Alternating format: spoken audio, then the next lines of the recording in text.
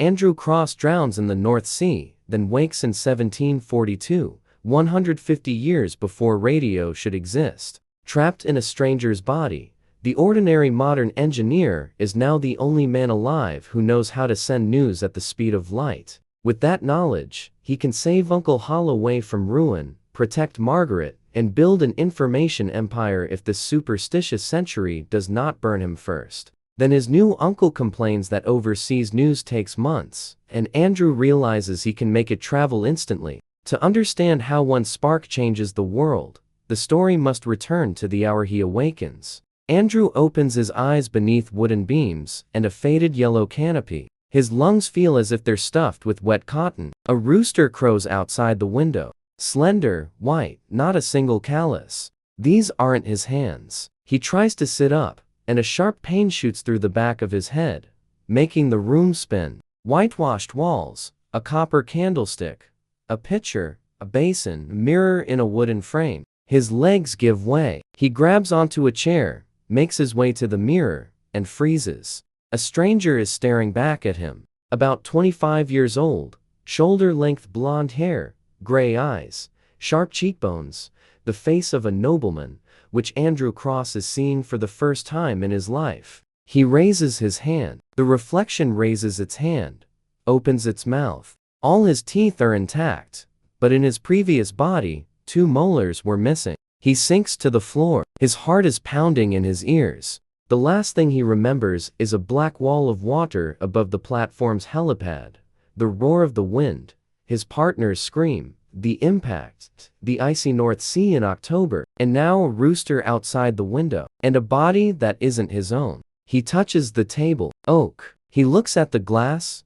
cloudy and bubbly. They stopped making glass like this 200 years ago, or maybe they haven't figured out how yet. There's a knock at the door. A creaky woman's voice says something in that strange, heavy English from historical films. Breakfast is ready. Mr. Holloway is waiting downstairs. Andrew wheezes that he'll be down in a minute, and his own voice sounds foreign to him. He walks over to the window. A narrow street, cobblestones, puddles, a horse-drawn cart. A woman in a bonnet is hauling a basket of bread, and the stench hits his nose like a fist. Manure, coal, smoke, slop, rot. This isn't a dream. It is too vivid and too foul to be imagined. This is where the strangest part begins.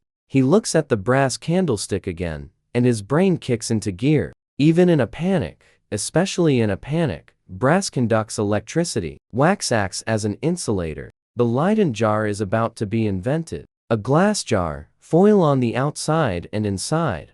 A capacitor. And if there's a capacitor, there'll be a spark gap.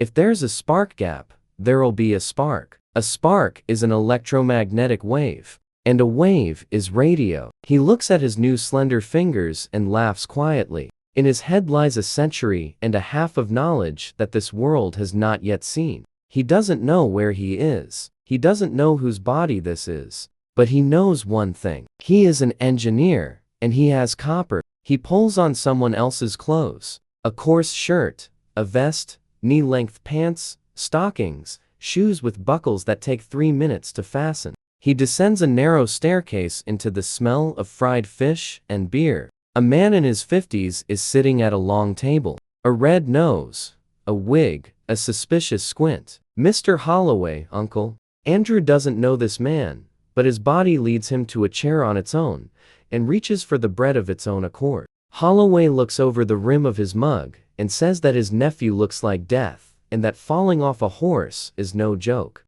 Andrew nods. His head really is splitting. His uncle launches into a talk about business, the office, the trading house, and a convoy from the Antilles. The latest news from the port arrived 3 weeks ago, and no one knows whether the ships have reached Barbados. Andrew soaks up every word. A merchant family dependent on news that creeps across the ocean for months. He can barely hold back his laughter. In his past life, news traveled at the speed of light. Here, it rides on horseback 30 miles a day. Information here is the most precious commodity in the world, and he's the only person on the planet who knows how to transmit it instantly. Holloway complains that the rival Castor's trading house always hears first about French privateers near Guadeloupe, and every market panic caused by war. Andrew chews on coarse bread with bran and thinks he needs three things: what year it is, who the owner of this body was, and where to get sulfuric acid. After breakfast, he rummages through the room and finds an almanac. March 1742, Bristol. The Leyden jar won't be invented for another 3 or 4 years. But the principle of the capacitor has already been described. Electrostatic machines are already in use.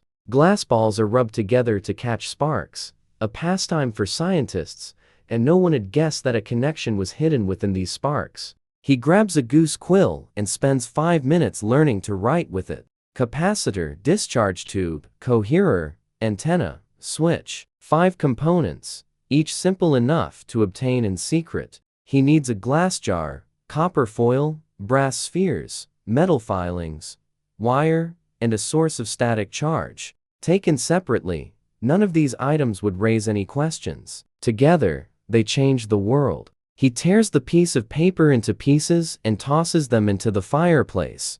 Paranoia sounds excessive, but in this century men have been hanged for less. That afternoon, Dr. Peaton arrives, sweating, smelling of onions, and shaking his head. He orders young Mr. Cross to remain in bed for at least 2 weeks. A full 2 weeks to plan everything. The doctor leaves. Andrew stands by the window and looks out at Bristol, England's second largest port. From here, ships sail to West India and Africa. Sugar and tobacco are brought here. Money flows here. This is where he'll start.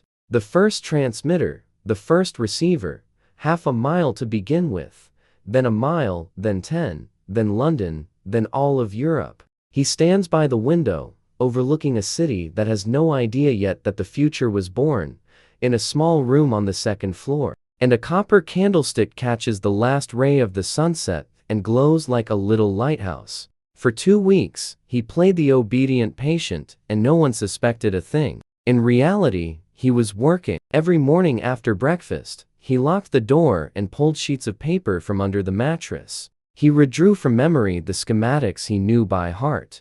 The simplest spark transmitter, Branly's coherer, the tuning circuit, the antenna, grounding. His hands remembered, his brain remembered. Thousands of hours on an oil rig in the North Sea when, out of boredom, he had built detector receivers out of razor blades and pencil leads. Amateur radio festivals, where he and other crazy enthusiasts competed to see who could build a transmitter with the fewest parts. It was all there in his head, clear and distinct. The problem lay elsewhere. He knew what to build. He didn't know what to build it from. Copper wire of the required purity was a rarity in 1742. It wasn't manufactured. Copper was used for coins, tableware, and cannon shells. He had to draw the thin smooth wire himself through a die, and he had to order the die from a jeweler and explain why he needed it. Sulfuric acid was sold in pharmacies under the name copper sulfate oil. It was expensive. It was used for cleaning metals and in medicine. It could be bought.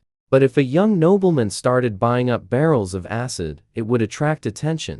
Glass. He needed jars of a certain shape, thin-walled, with wide mouths. Apothecaries have such jars. But then again, why would a nobleman need 10 glass jars? Brass balls of the right size can be ordered from a blacksmith. That's the simplest option. Brass balls are used to decorate furniture and fireplace grates. Nothing suspicious. Metal filings for the coherer. Iron ones will do. Nickel ones would be better, but you can't find nickel here. Silver. Yes, silver filings from a jeweler. You can explain that. They're needed for some kind of decorative craft. Andrew made lists. Burned made new ones. Burned those too. Kept it all in his head. By the end of the first week, he had the full picture. He needed money. Not much. 20 for the first prototype. But he didn't have a penny to his name. The body he found himself in belonged to the second son of an impoverished baron, the younger son. No inheritance, no income. Supported by Uncle Holloway,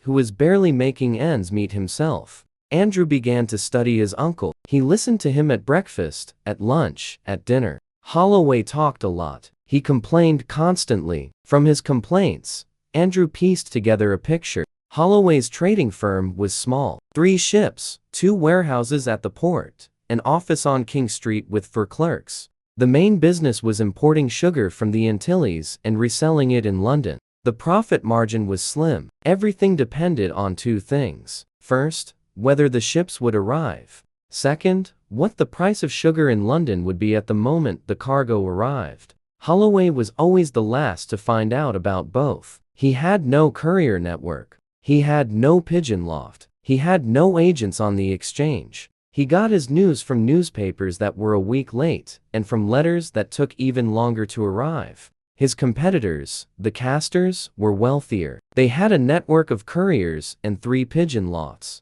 An agent in London who sent a daily dispatch with the market quotes. The casters knew the price of sugar 2 days before Holloway did. 2 days. In this business, 2 days is the difference between profit and loss. Andrew listened and nodded, and he thought, he didn't need pigeons. He didn't need couriers. He needed a telegraph wire and a glass jar. On the 10th day of bed rest, he went down to Holloway's office. His uncle was poring over papers. His face was gray. His eyes were red. He hadn't slept. Andrew sat down across from him and asked how things were going. Holloway looked at him for a long time. Then he said things were bad. A convoy of 3 ships was supposed to have returned from Barbados 6 weeks ago. There was no news. If the ships were lost, the Holloway family would lose everything. Insurance would cover only a third. The rest would be debt. Andrew asked how much the information was worth. Holloway didn't understand the question. Andrew explained, how much would his uncle pay to find out the stock market news a day before the casters? Holloway replied that he'd give his right hand for such an opportunity. Andrew said he wouldn't need the hand. He'd need 20. Holloway laughed. Then he stopped laughing because he saw that his nephew wasn't joking. He asked why. Andrew said he needed to buy a few things for a scientific experiment, and that if the experiment succeeded, his uncle would never have to wait weeks for news again. Holloway was silent. 20 was a lot of money for him, clerk's annual salary. He looked at his nephew, young, pale from illness, with eyes ablaze. Holloway said he'd give him 10. If the experiment failed, Andrew would work off that money in the office down to the last penny. Andrew agreed. The next morning, he left the house for the first time in 2 weeks. Bristol assailed him with all its smells and sounds. The market, the shouts of merchants, the lowing of cattle, the clang of hammers from the blacksmith's row, women with baskets, sailors with weather-beaten faces, children barefoot in the mud. He walked down King Street toward the harbor, and every step was a struggle. Not because his head ached, but because everything was real. Too real. The smell of tar from the rope warehouses, the cries of seagulls, the creaking of masts in the harbor. He stopped at the harbor fence and looked at the ships. Real sailing ships stood before him, with wooden hulls and hemp ropes. On one of them, a sailor was mending a sail with a large needle. On another, barrels were being loaded. There it was. There was the world he had stumbled into. A world of sails and horses and goose feathers. A world in which a letter from London to Bristol takes 2 days to arrive. A world in which he was going to build a radio. Andrew left the harbor and headed toward Mr. Green's apothecary on High Street. The shop was dim, cramped, and heavy with the smell of herbs and sulfur. Mr. Green was a gaunt old man with glasses perched on the tip of his nose. Andrew asked for oil of vitriol. Green asked how much. Andrew said he needed a pint. Green raised an eyebrow. A pint was a lot. Usually, people bought an ounce or 2. Andrew explained that he studied natural philosophy and was conducting experiments with metals. Green nodded. In those days, natural philosophy was a fashionable pastime among the nobility. Nothing suspicious. He sold Andrew a pint of sulfuric acid in a glass flask for 4 shillings. Andrew also bought mercury, zinc, silver dust, distilled water. Green recorded everything in a book and wished him luck with his experiments. The next stop was William Parrish's glass blower's workshop. Andrew ordered 6 thin glass jars, wide-mouthed, 8 inches tall. Parrish asked what they were for. Andrew said, for storing samples. Parrish shrugged and said he'd have them ready in 3 days. Next, the blacksmith, a workshop on Broad Street, the heat from the forge, the clang of the hammer. Andrew ordered 4 brass balls, 1½ inches in diameter, polished. The blacksmith looked on with curiosity, but set to work. That left the two most difficult items, the copper wire and the die for drawing it. Andrew found a jeweler, a small workshop in an alley behind the cathedral. Master James Patney, an old man, his hands covered with fine scars from hot metal. Andrew requested a wire drawing die with holes ranging from 1/16 to 1/32 of an inch. Patney was surprised. Holes that thin were needed for drawing gold thread. Why would a young gentleman need gold thread? Andrew said it wasn't gold, it was copper. Patney was even more surprised. No one draws copper wire that thin. Why would anyone? Andrew took a shilling out of his pocket and placed it on the table. He said he didn't need an explanation. He needed the die. Patney looked at the shilling, then at Andrew, and took the order. Andrew returned home by evening. His legs were buzzing. His head was spinning. He wasn't used to this body. It was weaker than his old one, thinner. Without the muscle memory of hands that had been tightening nuts in the cold for 10 years, he'd have to train it. But that could wait. For now, he sat down at the table, lit a candle, and began to sketch. His first transmitter uses a Leyden jar as a capacitor and two brass spheres separated by a 2 mm spark gap. When the capacitor discharges, a spark jumps across the gap between the spheres. The spark creates an electromagnetic pulse. The pulse spreads in all directions at the speed of light. The receiver is a glass tube with silver filings between two electrodes. A coherer. When the electromagnetic pulse reaches the tube, the filings clump together. The resistance drops. Current flows through the circuit. A bell rings or the galvanometer needle deflects. The signal is received. Then you have to shake the tube so the filings scatter and the receiver is ready again. Simple, crude, primitive to the point of tears. A range of half a mile at best. But this is radio. Real radio. A century and a half before Marconi. Andrew finished the drawing. He looked at it by candlelight. Then he carefully rolled it into a tube. He hid it behind the closet, in the gap between the wall and the wooden paneling. He blew out the candle. He got into bed and lay there for a long time in the dark, listening to the wind howling outside the window and the signs creaking on Barrow Street. He was alone in a foreign body, in a foreign century, without a single person he could trust. But he had a plan. 3 days later, the orders were ready. Andrew picked up the jars from the glassblower, 4 brass balls from the blacksmith, a wire drawing die from the jeweler Patney. He bought the copper separately, 2 pounds of copper sheets from the hardware store.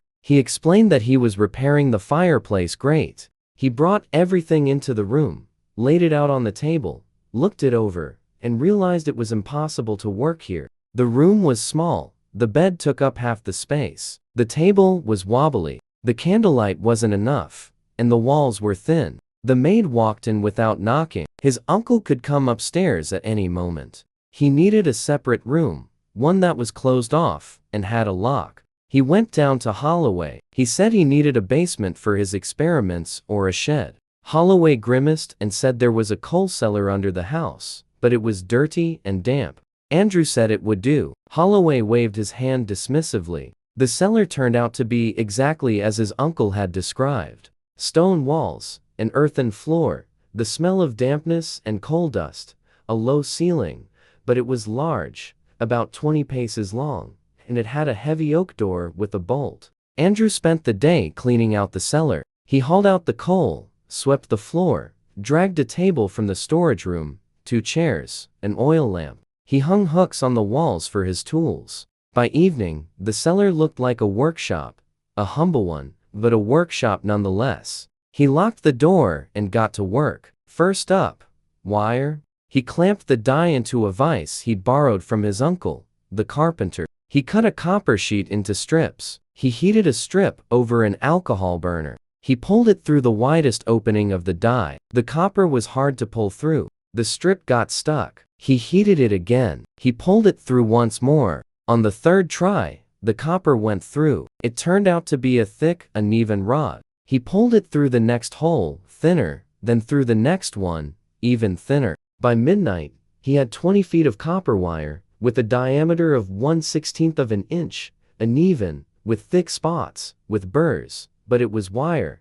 his wire. He wound it onto a wooden spool and put it away in a box. His hands were raw. Blisters had swollen on his palms. His body, which had never done manual labor, ached in every muscle. Andrew smiled. He'd get used to it. On the second day, he assembled a capacitor. He took one of Parrish's glass jars. He wrapped it in copper foil on the outside. He poured salt water inside. He lowered a copper rod into the water. The result was a Leyden jar. Primitive. No frills, but it worked. He tested it. He rubbed a glass rod with a silk handkerchief. He brought it close to the rod. A small spark. Weak, but there was one. He charged the bottle using an electrostatic machine he'd built from a glass sphere and a leather cushion. The sphere rotated on an axis. The leather rubbed against the glass. Electricity built up. The jar charged slowly, about 5 minutes for a full charge, but the discharge was good. A bright white spark between the brass spheres, accompanied by a loud crack. Andrew flinched at the sound. Then he laughed. That sound was familiar to him. A spark, an electromagnetic pulse, a radio wave. There it was. On the third day, he built a coherer that was more complicated. For the detector, he needed a glass tube 1/4 of an inch wide, 2 electrodes, and fine metal filings. He blew the glass tube himself, or rather he tried to blow it. On the third try, he managed to make something resembling a tube. Crooked, uneven, but airtight. He made the electrodes out of copper wire. He flattened the ends with a hammer. He inserted them into the tube on both sides. He sealed the edges with wax. He poured silver filings between the electrodes, fine ones that he had shaved off a silver shilling with a file. It was a painful but necessary sacrifice. The coherer was ready. Ugly, crooked, but ready. Now for the assembly. The transmitter, the Leyden jar, and a spark gap consisting of 2 brass spheres on stands. A 2 mm gap between them. Wires from the bottle to the spheres. The antenna. 20 feet of wire extending vertically upward from the spark gap.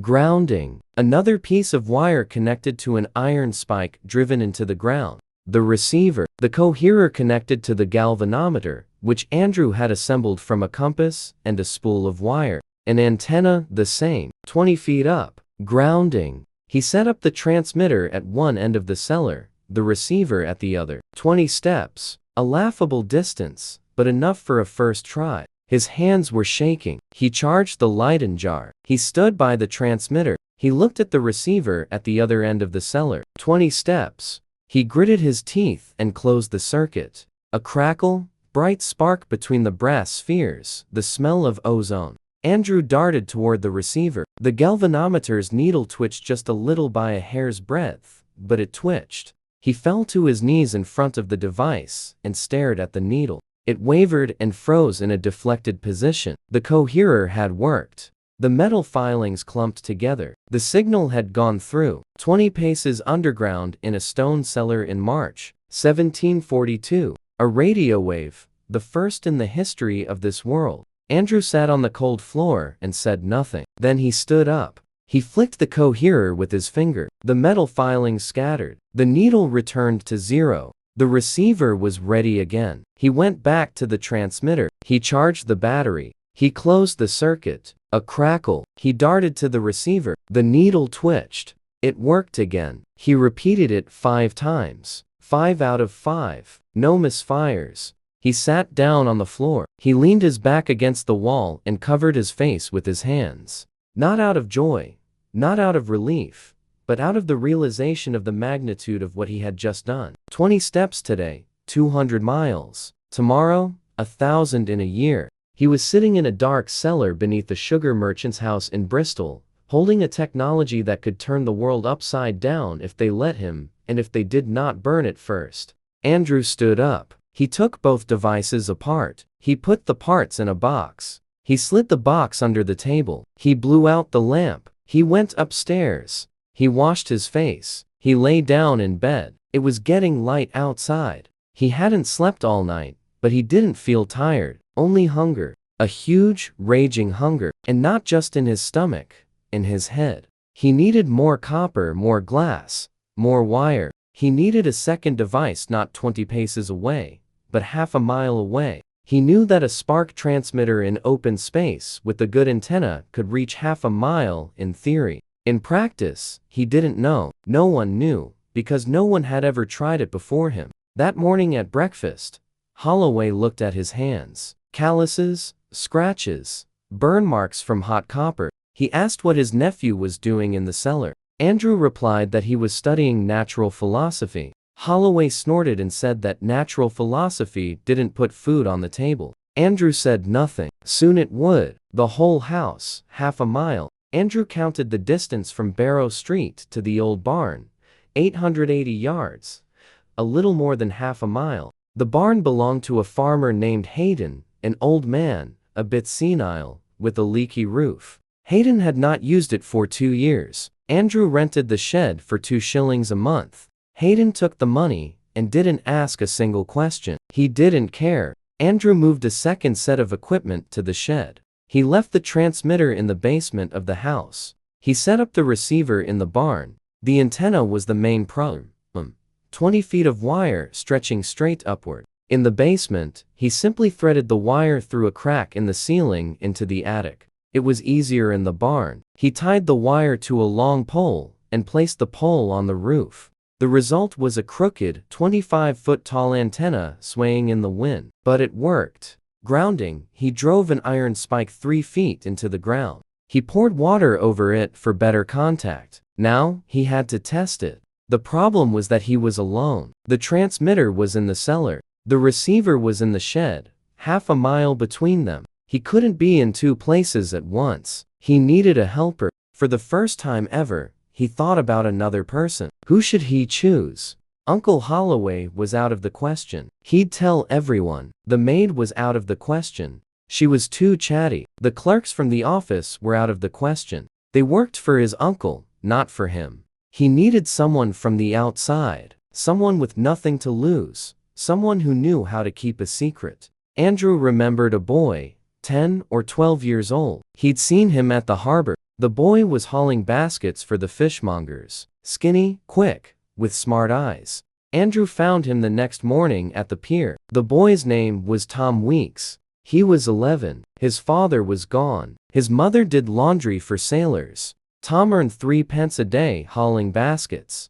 Andrew offered him a shilling a week for simple work, to sit in the shed and watch the device, to write down the time whenever the needle twitched, to be there when Andrew came to check the readings, not to tell anyone ever, not his mother, not his friends, not even the priest. Tom looked at the shilling, then at Andrew. He asked what kind of device it was. Andrew said it was a scientific instrument, that it studied lightning. Tom nodded. Lightning? That made sense. Everyone knew that gentlemen scientists studied lightning. They agreed to the terms. Andrew scheduled the first session for noon on Tuesday. He explained to Tom what he needed to do. Sit in the shed. Watch the needle. When it twitches, mark a line on the board with chalk.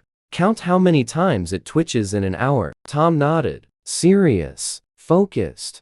Andrew left him in the shed and walked back toward the house. Half a mile. A 10-minute walk. He went down to the cellar. He charged the Leyden jar. He glanced at his watch. Noon. He closed the circuit. A crackle. A spark. The smell of ozone. He waited 30 seconds. He charged it again. Closed the circuit. A crackle. He repeated this 10 times at 30-second intervals. Then he locked the cellar and walked to the shed. A 15-minute walk. His hands were shaking. Tom was sitting on a crate in front of the receiver. When Andrew walked in, the boy lifted the bore. There were 7 dashes on it. 7 out of 10. 3 pulses didn't come through. Either they were too weak for the coherer, or the coherer hadn't had time to clear the metal filings after the previous signal. 7 out of 10 over half a mile. Andrew took the board. He looked at the board and saw 7 crooked lines drawn by a child's hand. 7 chalk lines on a dirty board. They were the most beautiful lines he had ever seen in his life. He sat down on the barn floor right in the mud, and just sat there. Tom watched him anxiously, and asked whether Mr. Andrew was all right. Andrew said everything was better than all right, then paid the boy twice the promised amount. He gave Tom 2 shillings instead of 1. Tom ran off beaming. Andrew remained alone in the barn. He sat and thought. Half a mile, 7 out of 10. With a primitive coherer and a crooked antenna made of homemade wire. If he improved the coherer, if he raised the antenna, if he increased the capacitor's capacity, a mile, 2, 5, 10. It's 13 miles from Bristol to Bath, 100 miles from Bath to London. With a repeater at an intermediate point, any distance could be bridged. The signal travels at the speed of light. A letter from Bristol to London takes 2 days. His signal will travel in a fraction of a second. But first, he had to solve a problem. The coherer was too finicky. The metal filings clumped together. He needed an automatic reset mechanism. A decoherer, a small spring-loaded hammer that strikes the tube after each reception and scatters the metal filings. Andrew knew how to make it. A spring, a lever, contact. When the galvanometer's needle deflects, it closes the circuit which activates the little hammer. The little hammer strikes the tube. The metal filings scatter, and the needle returns. The circuit opens. The hammer stops. The receiver is ready again. It's all automatic. He needed a watchmaker, a good watchmaker, one who knew how to make delicate spring-driven mechanisms. He asked Tom if there was a good watchmaker in Bristol. Tom said there was on Corn Street, old Ashford's workshop. But Ashford had died a year ago. Now, his daughter ran the shop. She repaired watches. She repaired them well, but few people went to her, because she was a woman. Andrew went to Corn Street. The shop was tiny, between a bakery and a cloth shop. The sign read, "Clocks and Mechanisms, Ashford and his daughter." He walked in. A young woman was sitting behind the counter, about 23 or 24 years old. Dark hair tied back in a bun, slender hands, fingers smudged with oil. A disassembled clock lay on the table in front of her. Dozens of gears and springs were laid out in order on a piece of velvet. She looked up at Andrew. Serious hazel eyes. No smile, no coquetry, just a craftsman's gaze upon a potential client. Andrew said he needed a mechanism. She asked, "What kind?" He described it. A spring that sets a small hammer in motion. The hammer had to strike a glass tube with enough force to shake the contents, but not shatter the glass. The strike had to occur automatically when the contact closed. She listened. She didn't interrupt. When he finished, she was silent for a moment before asking what kind of switch he meant. Electrical or mechanical? The calm precision of the question made Andrew freeze. In 1742, it was not an ordinary question. He replied that it was electrical. She nodded. She said she'd have it ready in a week. She asked his name. He introduced himself as Andrew Cross, using his real surname for the first time in this world. She introduced herself as Margaret Ashford, and they shook hands. Her palm was small, firm, and calloused from years of working with tools, just like his hands were now. He left the workshop and started walking home. Only halfway there did he realize he was smiling. But then Margaret returned 2 days early, carrying a finished mechanism. When Andrew came to pick up his order, she placed a small brass and steel contraption on the counter. A spring, a lever, a hammer the size of a fingernail, contact plate. Everything was made with the precision that made Andrew freeze in place. He turned the mechanism over in his hands. Every part was fitted perfectly. The clearances were minimal. The spring's movement was smooth and precise. He looked up at Margaret. She was standing behind the counter, waiting for his reaction. Without anxiety, without hope for praise, she was simply waiting. Andrew said it was the best mechanism he'd ever seen. She acknowledged the compliment with a brief nod. Then she asked what it was for. Andrew paused. He looked at the door. He looked at the window. He looked at her. He said it was for a scientific instrument. She replied that she understood that much. She asked what exactly it was for, because if she knew its purpose, she could improve the design. Andrew was silent for a full minute. It was a moment of choice. He could pay and leave. He could have continued working alone. He could have hired any apprentice for the rough work, but an apprentice wouldn't ask about electrical or mechanical connections. An apprentice wouldn't build a mechanism with such precision. An apprentice wouldn't look at him with that calm, attentive gaze of a master who sees the task behind the words. Andrew said he'd show her, but first, she had to promise not to tell anyone.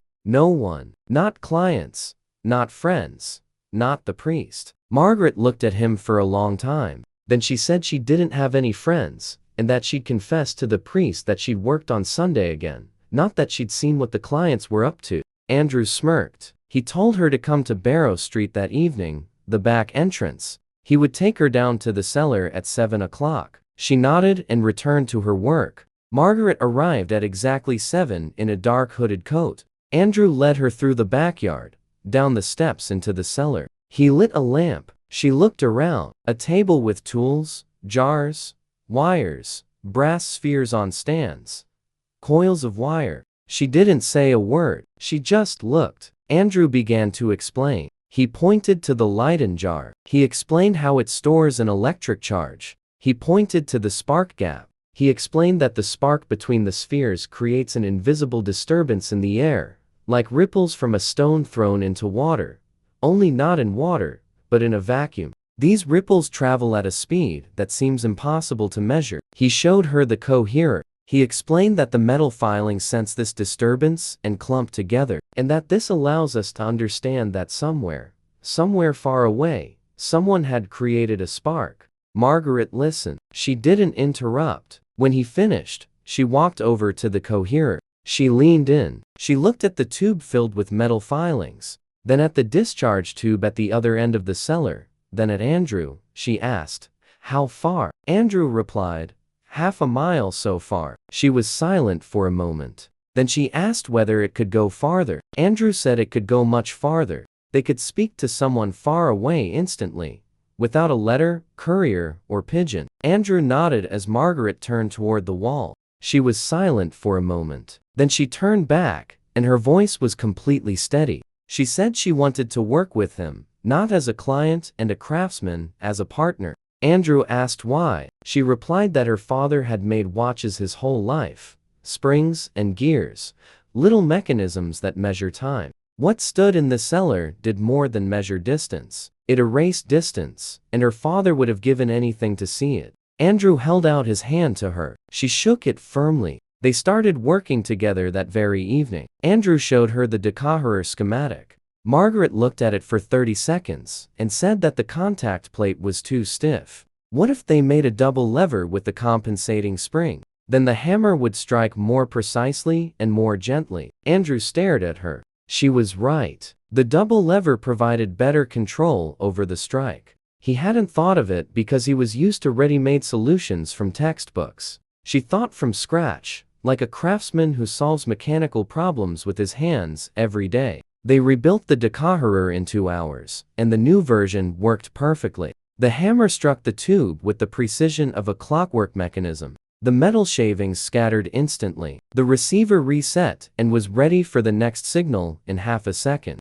Andrew ran a test. 10 pulses, 10 receptions, 10 automatic resets. Not a single glitch. Margaret stood nearby, watching the galvanometer's needle. Every time the needle twitched, her eyes widened slightly, but she didn't utter a sound. Only after all 10 pulses had been received did she say that she needed to understand how it worked. Not what she was seeing, but why. Andrew fell into thought, explaining electromagnetism to her in 1742. To a person who doesn't know what an electron is, who doesn't know what a wave is in the physical sense, who didn't know Maxwell's equations because Maxwell wouldn't be born for another 100 years. He started with water. He dropped a coin into a basin of water that stood in the corner for washing. Ripples spread across the water. He said that an electric spark does the same thing. Only the ripples don't travel through water. They travel through something invisible that fills the entire world. Air, emptiness, everything. These invisible ripples can be caught by the tube filled with metal filings. Margaret looked at the ripples in the basin, then at the coherer, then at Andrew. She said that if the ripples spread in all directions, anyone with a tube like this could catch them. Andrew froze. She had just articulated the main problem with radio communication, interception, security. He nodded, understanding the danger immediately. He said that was exactly why they needed a code, a way to transmit messages so that anyone who intercepted them wouldn't be able to read them. She asked, "What kind of code?" Andrew took out a piece of paper. He wrote out the alphabet. Next to each letter, he wrote a combination of dots and dashes. A was a dot and a dash. B was a dash and 3 dots, and so on. Margaret studied the chart for 5 minutes. Then she said she'd memorized it. Andrew didn't believe her. He tested her. She recited the entire alphabet without a single mistake.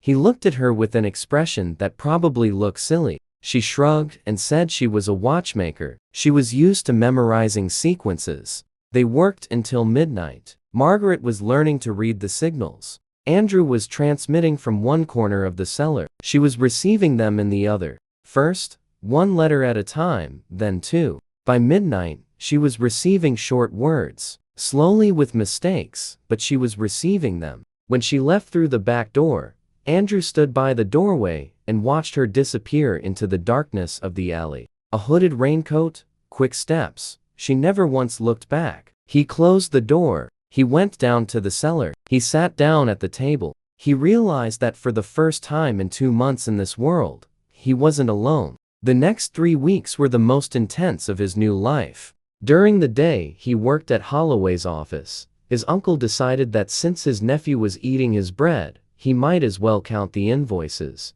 Andrew counted poorly, because his thoughts were all in the cellar. In the evenings, he went downstairs and worked. Margaret came every evening. They improved the equipment. They rewound the coils. They increased the capacitor's capacity. They added cans. 2, 3, 4 connected in parallel. The discharge power grew. The spark between the spheres crackled louder, brighter. The smell of ozone permeated the cellar through and through. Andrew stretched the antenna through the wall of the house and onto the roof. 40 feet of wire tied to the chimney. At night, when no one was watching, he ran a test with Hayden's shed half a mile away. 10 out of 10. A clear reception. Margaret's decoder worked flawlessly. He needed to test it over a longer distance. Andrew found an abandoned mill 3 miles south of town. He rented it for 5 shillings a month. He set up the receiver. He hoisted the antenna onto the mill's wing, 60 feet above the ground. He sent Tom over with instructions. Sit there, watch, count. He returned to the cellar. He sent 20 pulses. He walked to the mill, an hour's walk. Tom met him at the door with a board. 14 dashes out of 20. 3 miles. 14 out of 20. Andrew looked at the board, then at Tom, then at the sky. 3 miles. It wasn't about the distance. It was about what had become possible. 13 miles from Bristol to Bath. 4 relay stations. 100 miles from Bath to London. Another 25 stations, or more powerful transmitters with taller antennas that have a range of 10 miles. Then 10 stations, a chain of lights across all of England. Only instead of lights, electric sparks. Instead of the observer's eyes, coherers filled with silver filings. He returned to Bristol. That evening, he told Margaret. She listened. She did the math in her head. She said that 25 stations would require 25 operators. People who know how to decode the signal, people who can be trusted, people who will sit at the stations day and night in any weather. Andrew nodded. That was the next problem. People, not machines, not wires. People. Margaret said she knew one person. Her cousin Nathaniel, former sailor. Quiet. He lived in Bath and got by doing odd jobs. Andrew sent word for him to come. But first, something else. He needed to prove to Uncle Holloway that his device was worth real money. Words wouldn't help. He needed results. One piece of accurate news. One piece of information that Uncle Holloway would get before all his competitors. And that would save him money. Andrew began to listen. To a radio, to the street, the port, the taverns. He walked along the docks and talked to sailors. He asked who had arrived, who had left, what rumors were circulating, what news was coming in from the sea. That was when everything changed. He found exactly the kind of information he needed. The captain of a merchant brig told him in a harbor tavern over a mug of ale that he'd seen 3 French corvettes off the coast of Guadeloupe heading to intercept an English convoy, a convoy flying the flag of the partnership in which Holloway held a stake. The captain himself had survived because he was sailing under the Dutch flag. His brig had arrived in Bristol yesterday. An official Admiralty dispatch will not arrive for at least 10 days, perhaps 2 weeks. Andrew wrote everything down: the date, the coordinates, the number of ships, and the name of the convoy. He couldn't transmit this by radio because the network wasn't working yet. But he didn't need the network. He needed one piece of news before anyone else, and he got it the good old-fashioned way, by word of mouth.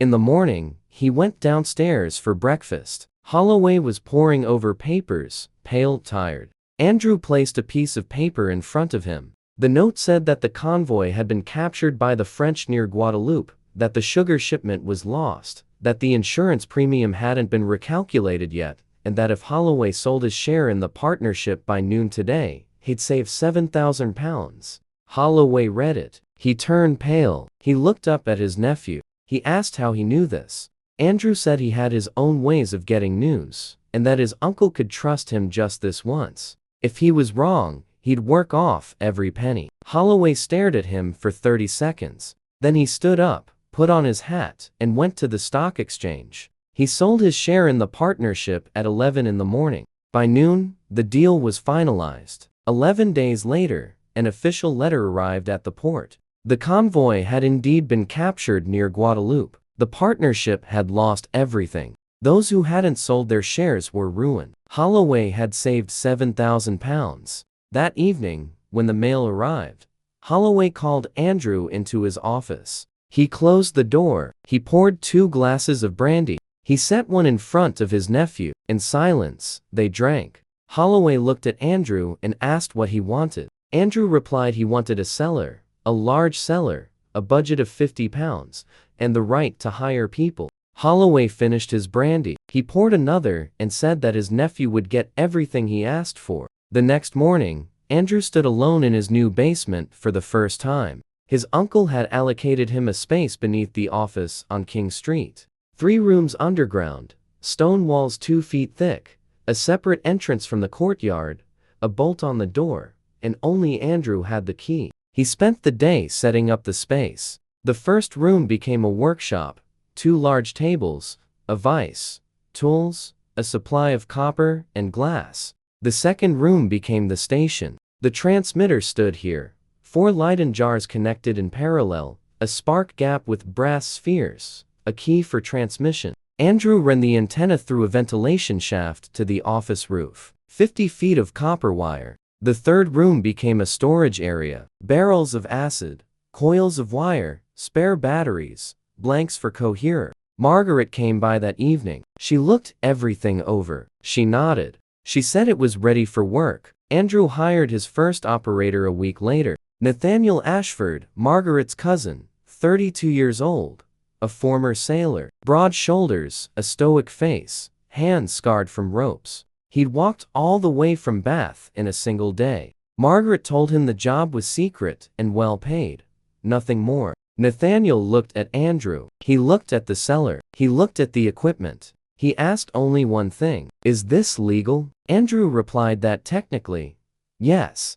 Nathaniel nodded. That was enough. Andrew trained him for 3 days. Morse code, receiving, transmitting, operating the coherer, placing the jars, charging the capacitors. Nathaniel learned slowly but thoroughly. He memorized every movement once and for all, just as a sailor memorizes knots. After 3 days, he was receiving 10 words per minute without errors. Slowly but reliably, Andrew sent him to Bath. He rented a room for him on the 2nd floor of an inn on a hill east of the city, a good height for the antenna. He set up the receiver and transmitter. He ran the antenna up to the roof, grounded it in the courtyard. The instructions for Nathaniel were simple. Every day at noon and midnight, turn on the receiver. Listen for 5 minutes. If there's a signal from Bristol, record it. If you need to send something to Bristol, send it. Between sessions, the equipment is turned off and hidden in a chest under the bed. Don't show it to anyone. Don't tell anyone. The first communication session between Bristol and Bath, 13 miles. Andrew was sitting in the cellar on King Street. Margaret was beside him. Noon. He picked up the key. 3 dots, 3 dashes, 3 dots. A distress signal. Not because there was a distress, because the signal is the most recognizable. If Nathaniel hears anything at all, this is exactly what he'll hear. Silence. 1 minute. 2. Margaret stood by the receiver. The galvanometer needle didn't move. 3 minutes. 4. Andrew looked at Margaret. She shook her head. Nothing. He transmitted again. 3 dots. 3 dashes. 3 dots. Silence. 5 minutes had passed. The session window was closing, and suddenly the needle twitched. Margaret gripped the edge of the table. The needle twitched again and again and again. 3 dots. 3 dashes.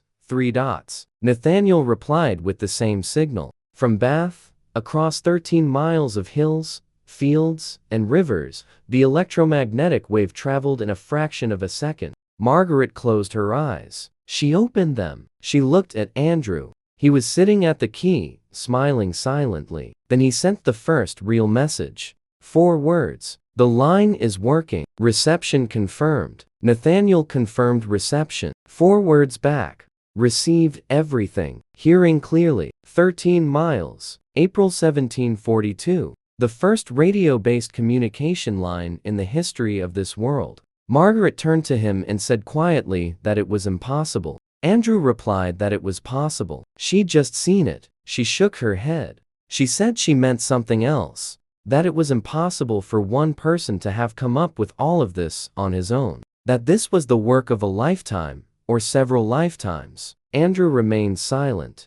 This was dangerous territory. He couldn't tell her the truth. Not now. Maybe never. He said he stood on the shoulders of giants. She looked at him with that look that meant she didn't believe him, but wouldn't press the issue for now. For the next 4 months, Andrew worked 14 hours a day. The Bristol-Bath line was running smoothly. 2 runs a day, noon and midnight. Nathaniel relayed news from Bath. Wool prices, rumors from the London road, gossip from the taverns, trivialities, but trivialities that added up to the bigger picture. Holloway began using these scraps of information in his trading. Carefully, without drawing attention, he bought a little early. He sold just in time. The difference was small, but it added up. The Holloway firm stopped losing money. Then it started making money. Meanwhile, Andrew was building the next hub, London. That was the main thing. Bristol and Bath were just a warm-up. Bristol and London,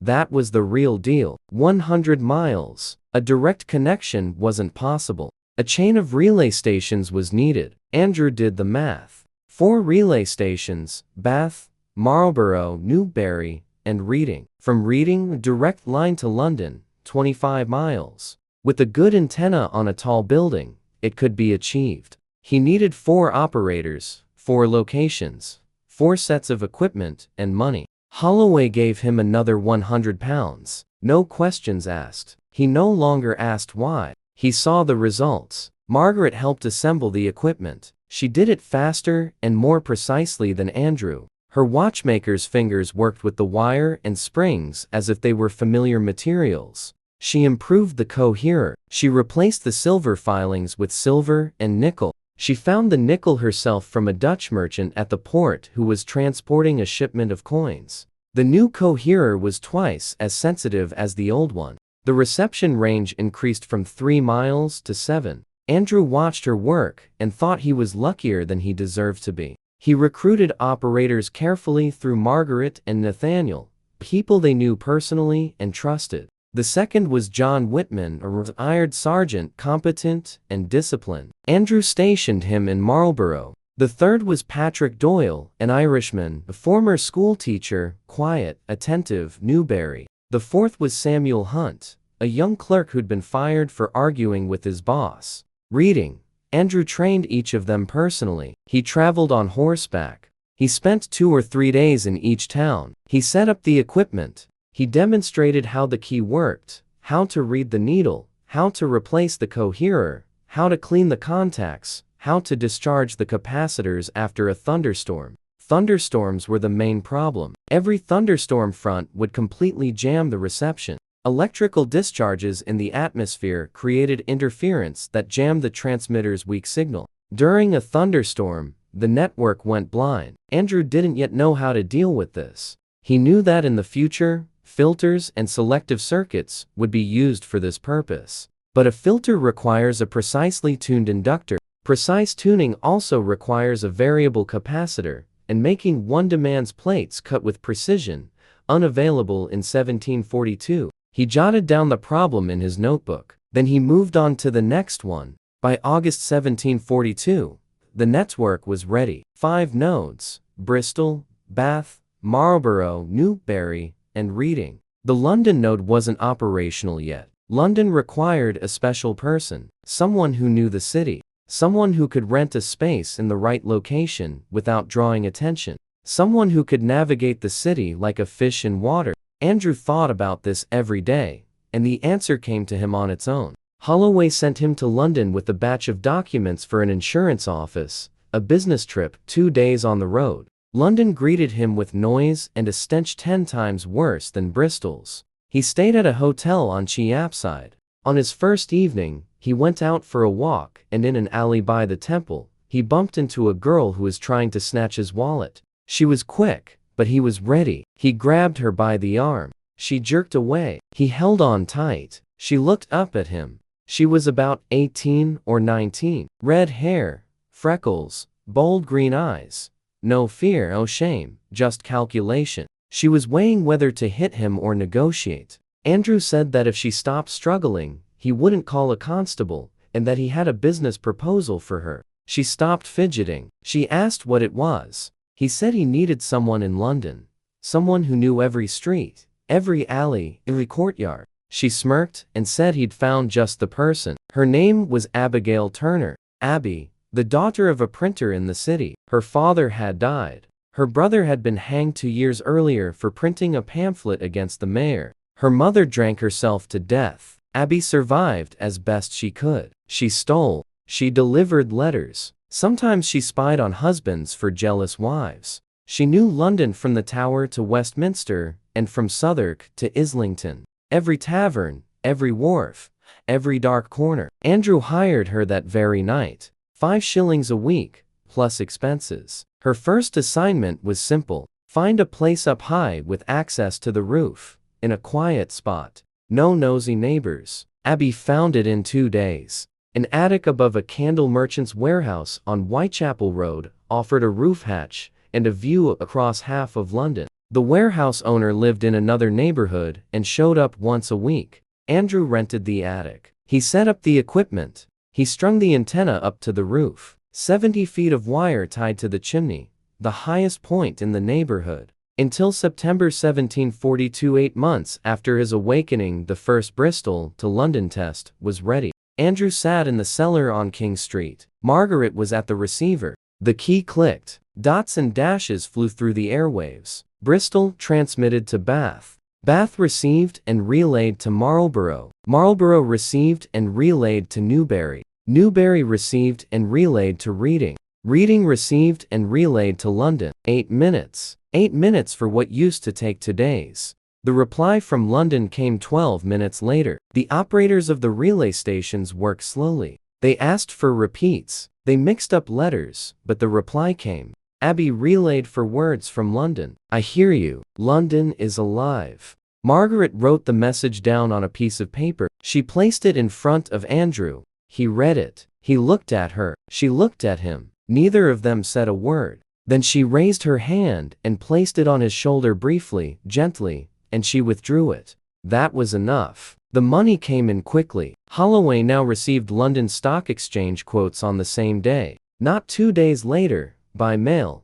Not the next day by courier, but on the very same day, in just 8 minutes. He bought sugar when the price was low and sold when it rose. The profit margin that had previously gone to his competitors now stayed in his pocket. In the first month of full-line operations, the Holloway firm earned more than it had in the previous year. Holloway looked at the reports and couldn't believe his eyes. Then he believed it. Then he poured himself a brandy. Andrew didn't ask for a share. He asked for something else. Expansion. Beginning with the 3rd hub in Dover, the port through which all news from the continent passed. Every ship from France, Holland, and Flanders came through Dover. Whoever controlled the information from Dover controlled trade with Europe. Holloway gave him 200 without haggling. Andrew rode to Dover on his own, traveling 3 days by horseback through London. Along the way, he stopped at every relay station. He checked the equipment. He adjusted the antennas and replaced the burned-out coherers. The network required constant maintenance. Capacitors would fail due to fluctuations in humidity. The wire would oxidize. The contacts would become covered in green corrosion. Each node demanded a daily routine that was exhausting, repetitive, and necessary. In Dover, Andrew rented a room on the 3rd floor of a hotel overlooking the harbor. He set up the station. He ran the antenna up to the roof. He hired a man Abby had found to be the operator. William Drake, a former customs clerk, fired for being honest. He knew the port. He knew the captains. He knew which ships were coming from where and what they were carrying. The perfect man for Dover. Drake received messages from London and relayed news from the continent back. Which ship had entered the port, what it had brought, what rumors the captain had, what the sailors were saying in the taverns. Information flowed like a river. Andrew returned to Bristol and discovered that Margaret had modified the transmitter. Without his knowledge, without his permission, she had increased the gap between the spark gap electrodes and added a second loop of copper wire around the coherer. Andrew looked at the design. He sat down. He looked again. The second loop created additional inductance. It was a primitive but functional filter. It blocked out some of the interference. Not all of it, but some of it. Margaret didn't know the word inductance. She didn't know the theory. She simply noticed that when wire was wound around the coherer, the needle moved more smoothly, fewer false readings, less noise. She had experimented while he was away. She adjusted the number of turns, the wire's thickness, and the coil's diameter. She found the optimal configuration empirically by hand. Andrew asked how she'd come up with that. Margaret shrugged. She said, "There's a similar technique in watchmaking. When a spring vibrates too strongly, watchmakers add a second spring to dampen the excess like a counterweight." She decided the same principle could apply to electromagnetic waves. Andrew looked at her and thought that standing before him was a woman who had just invented the inductive filter 130 years before Pupin would do so without any formal education, without any theory, purely on the intuition of a master craftsman. He told her she was a genius. She replied that she was a watchmaker, and that she needed more wire. October 1742, the network was up and running. 3 nodes, Bristol, London, Dover, 4 repeaters between the operators. Holloway's business was thriving, but Andrew knew that prosperity attracts attention, and attention came. The first to notice him was Thomas Casters, head of the Casters Trading House, Holloway's main competitor, a large man with a stern gaze and connections in London. Casters noticed that Holloway had become too successful in his trading, too precise, as if he knew the market prices in advance. Casters sent one of his men to keep an eye on Holloway's office.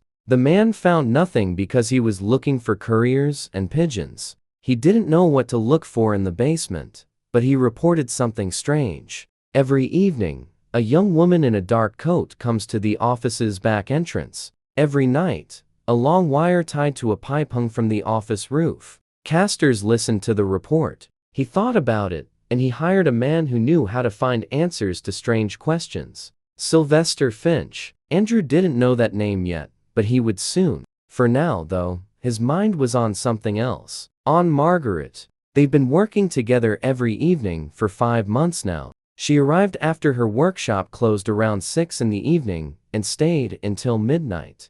Between her arrival and departure, they soldered, they wound coils, they assembled coherers, they tested equipment, they talked. At first, only about work, then about more than just that. She told him about her father. Old Ashford was the best watchmaker in Bristol. His dream was an astronomical chronometer, a clock that shows not only the time, but also the positions of the planets and the phases of the moon. He worked on it for 20 years. He never finished it. He died with a screwdriver in his hand at his workbench. Margaret found him in the morning. The clock was sitting on the table, almost finished. It was missing the final mechanism, the chime. Her father had wanted the clock to play a melody every hour. He didn't have time to finish it. Margaret told this story in an even voice, without tears, but the hands that had held the soldering iron were trembling. Andrew listened. He said nothing. Then he said he wanted to see the clock. She brought it over the following evening. A heavy wooden case, a brass dial with 3 rings. The outer ring showed the time. The middle ring, the phases of the moon. The inner ring, the positions of the 5 known planets. The mechanism was extremely complex. Hundreds of gears, dozens of springs, all handcrafted. Everything fit together perfectly, except for the striking mechanism. There was an empty space there. Sockets for gears, sketches on paper, and finished work. Andrew studied the clock for 3 evenings. He figured out the mechanism. He understood old Ashford's logic. He understood what Ashford had wanted to do. A ratchet, hammers, a set of bells tuned to different notes, a melody that plays every hour. He didn't tell Margaret what he was going to do. He simply asked for her father's blueprints. She handed them over without asking any questions. The trust between them was quiet and absolute. November 17, 42, months after his awakening. The network was growing, he was flowing. And for the first time since he'd been in this world, Andrew felt something resembling peace. In the evenings, the cellar smelled of rosin and candle wax. Margaret sat at the reception and jotted down messages from London. Andrew was soldering at the next table. Silence. Only the click of a key and the crackle of sparks. Sometimes she would look up from the telegraph tape and say that a message had come from Dover reporting that a Dutch ship had entered the harbor, or that the price of indigo had fallen by 2%, or that the weather in the strait was stormy. And Andrew would nod without looking up, and they would continue working side by side in a silence that was cozier than any conversation. But then the fragile peace shattered when Sylvester Finch arrived in Bristol. Andrew learned about this from Abby. She sent a message via the London line. 4 words. Finch is on his way to you. Abby knew everyone in London. Every private investigator, every mercenary, every person whose job was to stick their nose into other people's business. Finch was well known. A former witch hunter in the service of the Scottish Presbyterian Church. Then a private investigator hired by trading houses for intelligence and counterintelligence. Thin, gray-haired, 50 years old or so, a quiet voice, intelligent eyes, a reputation as a man who can find anything. Andrew read Abby's note, folded the paper, and burned it in the candle flame. He looked at Margaret. She was waiting. He said they had a problem. Margaret asked what it was. He explained someone had hired a professional detective to find out where Holloway was getting his information. Finch would watch the office, the house, and everyone who came and went. He'll find the antenna on the roof. He'll notice the wire. He'll hear the crackle of sparks from the basement, and then they'll be in trouble. Margaret asked, "What kind of trouble?" Andrew replied that at best they'd be charged with stock market fraud, at worst with witchcraft. She didn't smirk. She didn't brush it off. She knew that a charge of witchcraft in 1742 was no joke. The Inquisition in England had long since died, but superstition was alive and well. A mob could burn down the house. A magistrate could arrest them. The church could launch an investigation. Andrew made his decision that very evening. The antenna on the office roof had to go. The transmitter in the basement had to be hidden. The entire Bristol station was moving. Margaret asked where. Andrew replied, "To your place.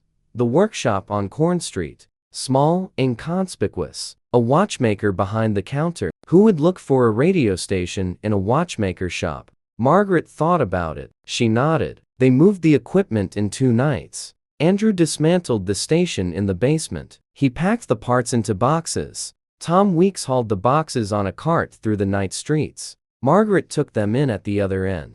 She set them up in the back room behind the watch shop. They ran the antenna along the wall of the house up to the roof. A thin copper wire painted to match the color of stone, invisible, grounded through a down spout. The station was up and running at its new location 3 days later. Andrew checked every connection. Bath was clear, London was clear, and Dover was clear. The network didn't notice the move. Finch showed up a week later. Andrew saw him for the first time at the market.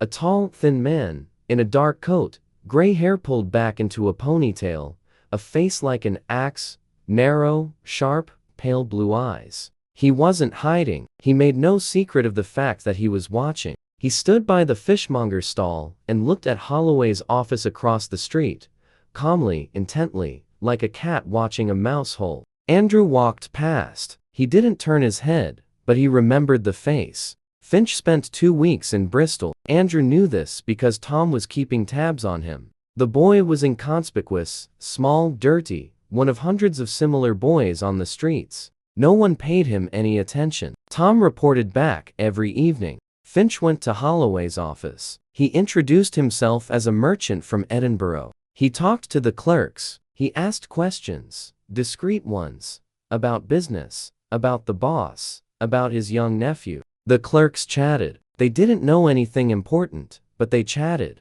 Finch climbed up onto the office roof. Tom saw him there. He was inspecting the pipes and ventilation shafts. He was looking for a wire. He didn't find it. The antenna was already gone. Finch went into hotels and taverns. He asked about young Mr. Cross, what kind of person he was, what he did, who he met with. People answered. A young gentleman, quiet, polite, studying natural philosophy, conducting experiments with electricity, a harmless eccentric. Finch listened. He took notes, he thought. 2 weeks later, he left. Andrew breathed a sigh of relief. Too soon. Finch hadn't left. Finch had moved to London. Abby reported it over the line. Finch is in London. He's walking around Whitechapel. That was bad. Whitechapel is the neighborhood where the London hub was located. Finch couldn't have known the exact address, but he could have known the neighborhood. One of Holloway's clerks might have mentioned that his nephew had gone to London.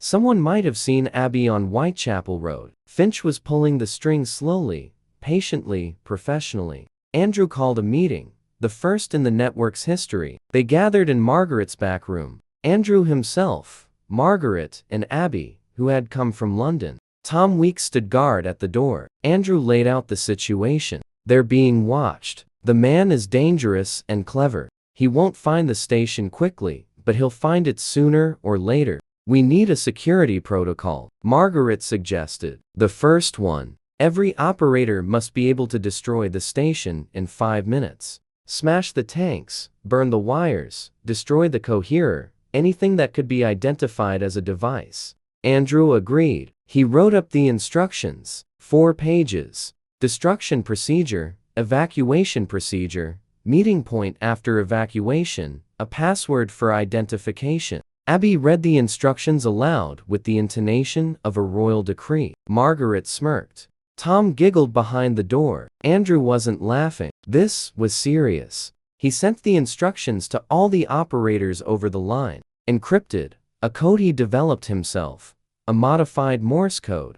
Each letter was replaced by another according to a table known only to the operators. The table changed every week, a new code every Monday. The second decision, the London hub was moving. Abby found a new location in 2 days, an attic in the city above a printing shop. The owner of the printing shop was an acquaintance of her late brother. He didn't ask any questions. They hoisted the antenna up the spire of a neighboring church. At night, Abby scurried across the rooftops like a cat.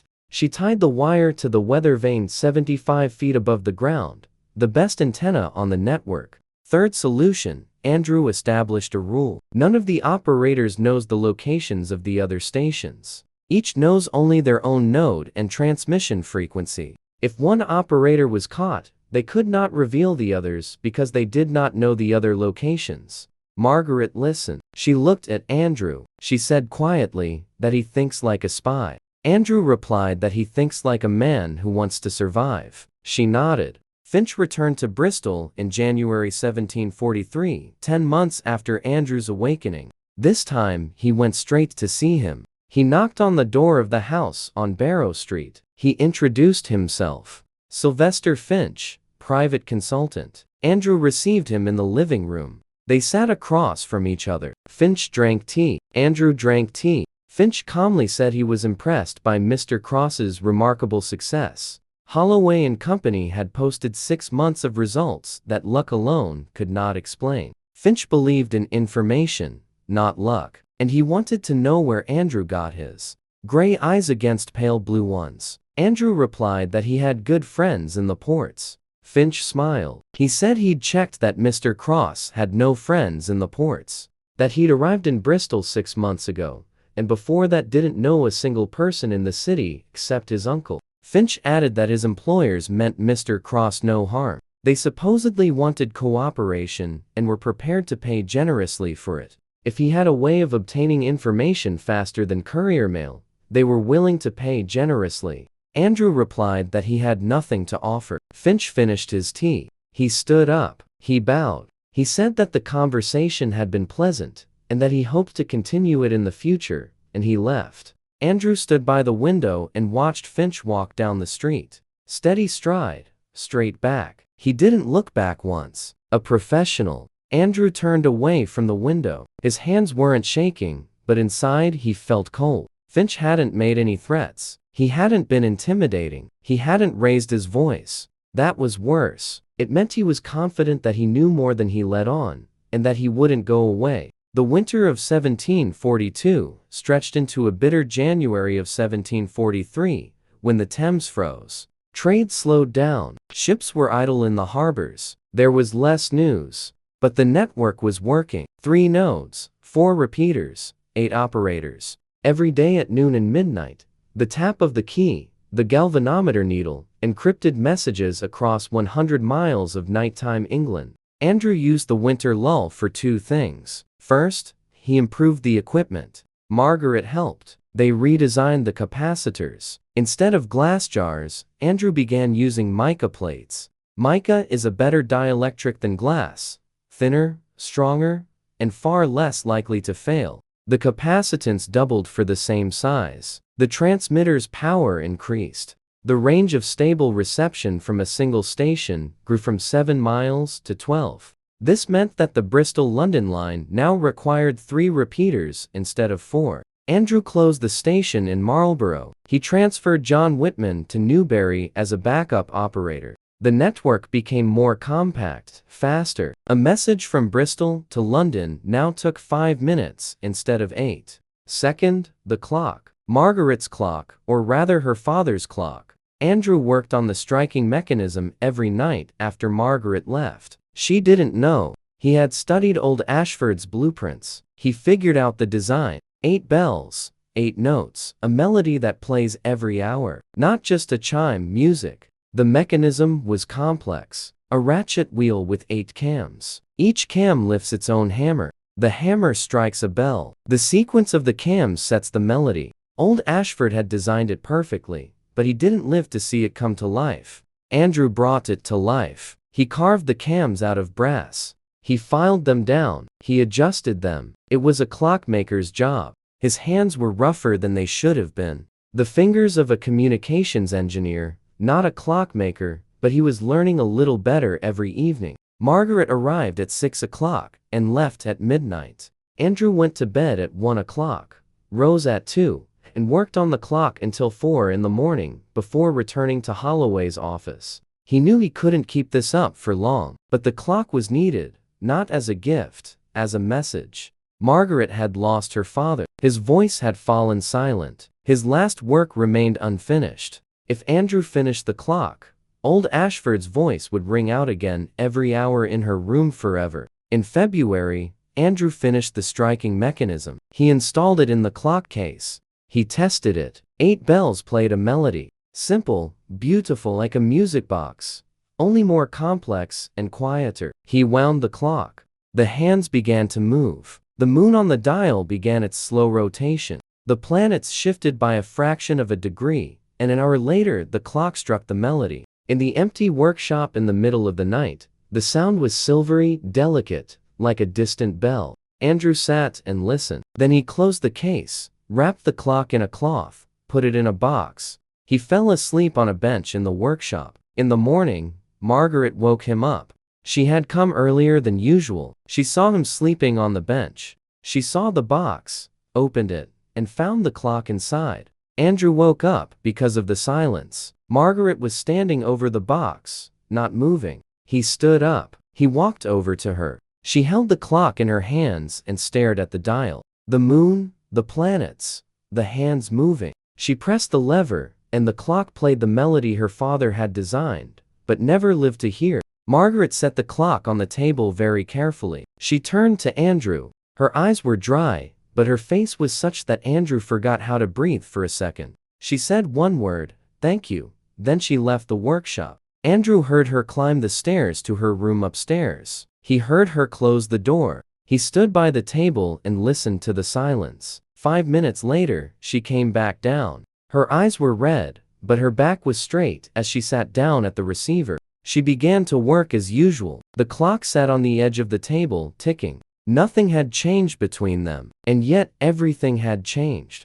March 1743, a year after the awakening, the network was running smoothly. Money was coming in. Holloway was happy. Andrew was planning to expand onto the continent.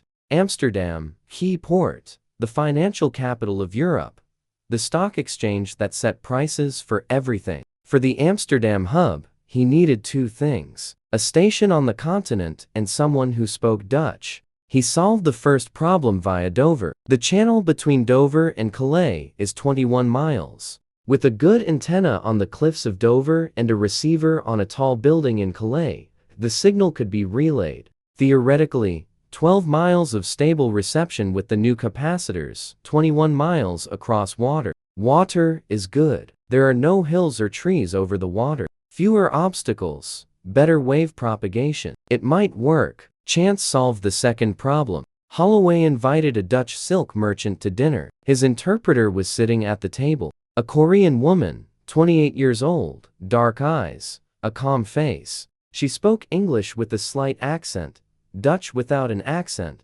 also French, German, Portuguese, Japanese, and Korean. 7 languages. Andrew listened as she translated Holloway's conversation with the merchant accurately, quickly, not just words. Meaning. She picked up on the nuances, the subtext, the double meanings. When the merchant tried to hide an unfavorable condition behind polite phrasing, she would translate the phrasing and immediately whispered to Holloway that the real meaning was something else.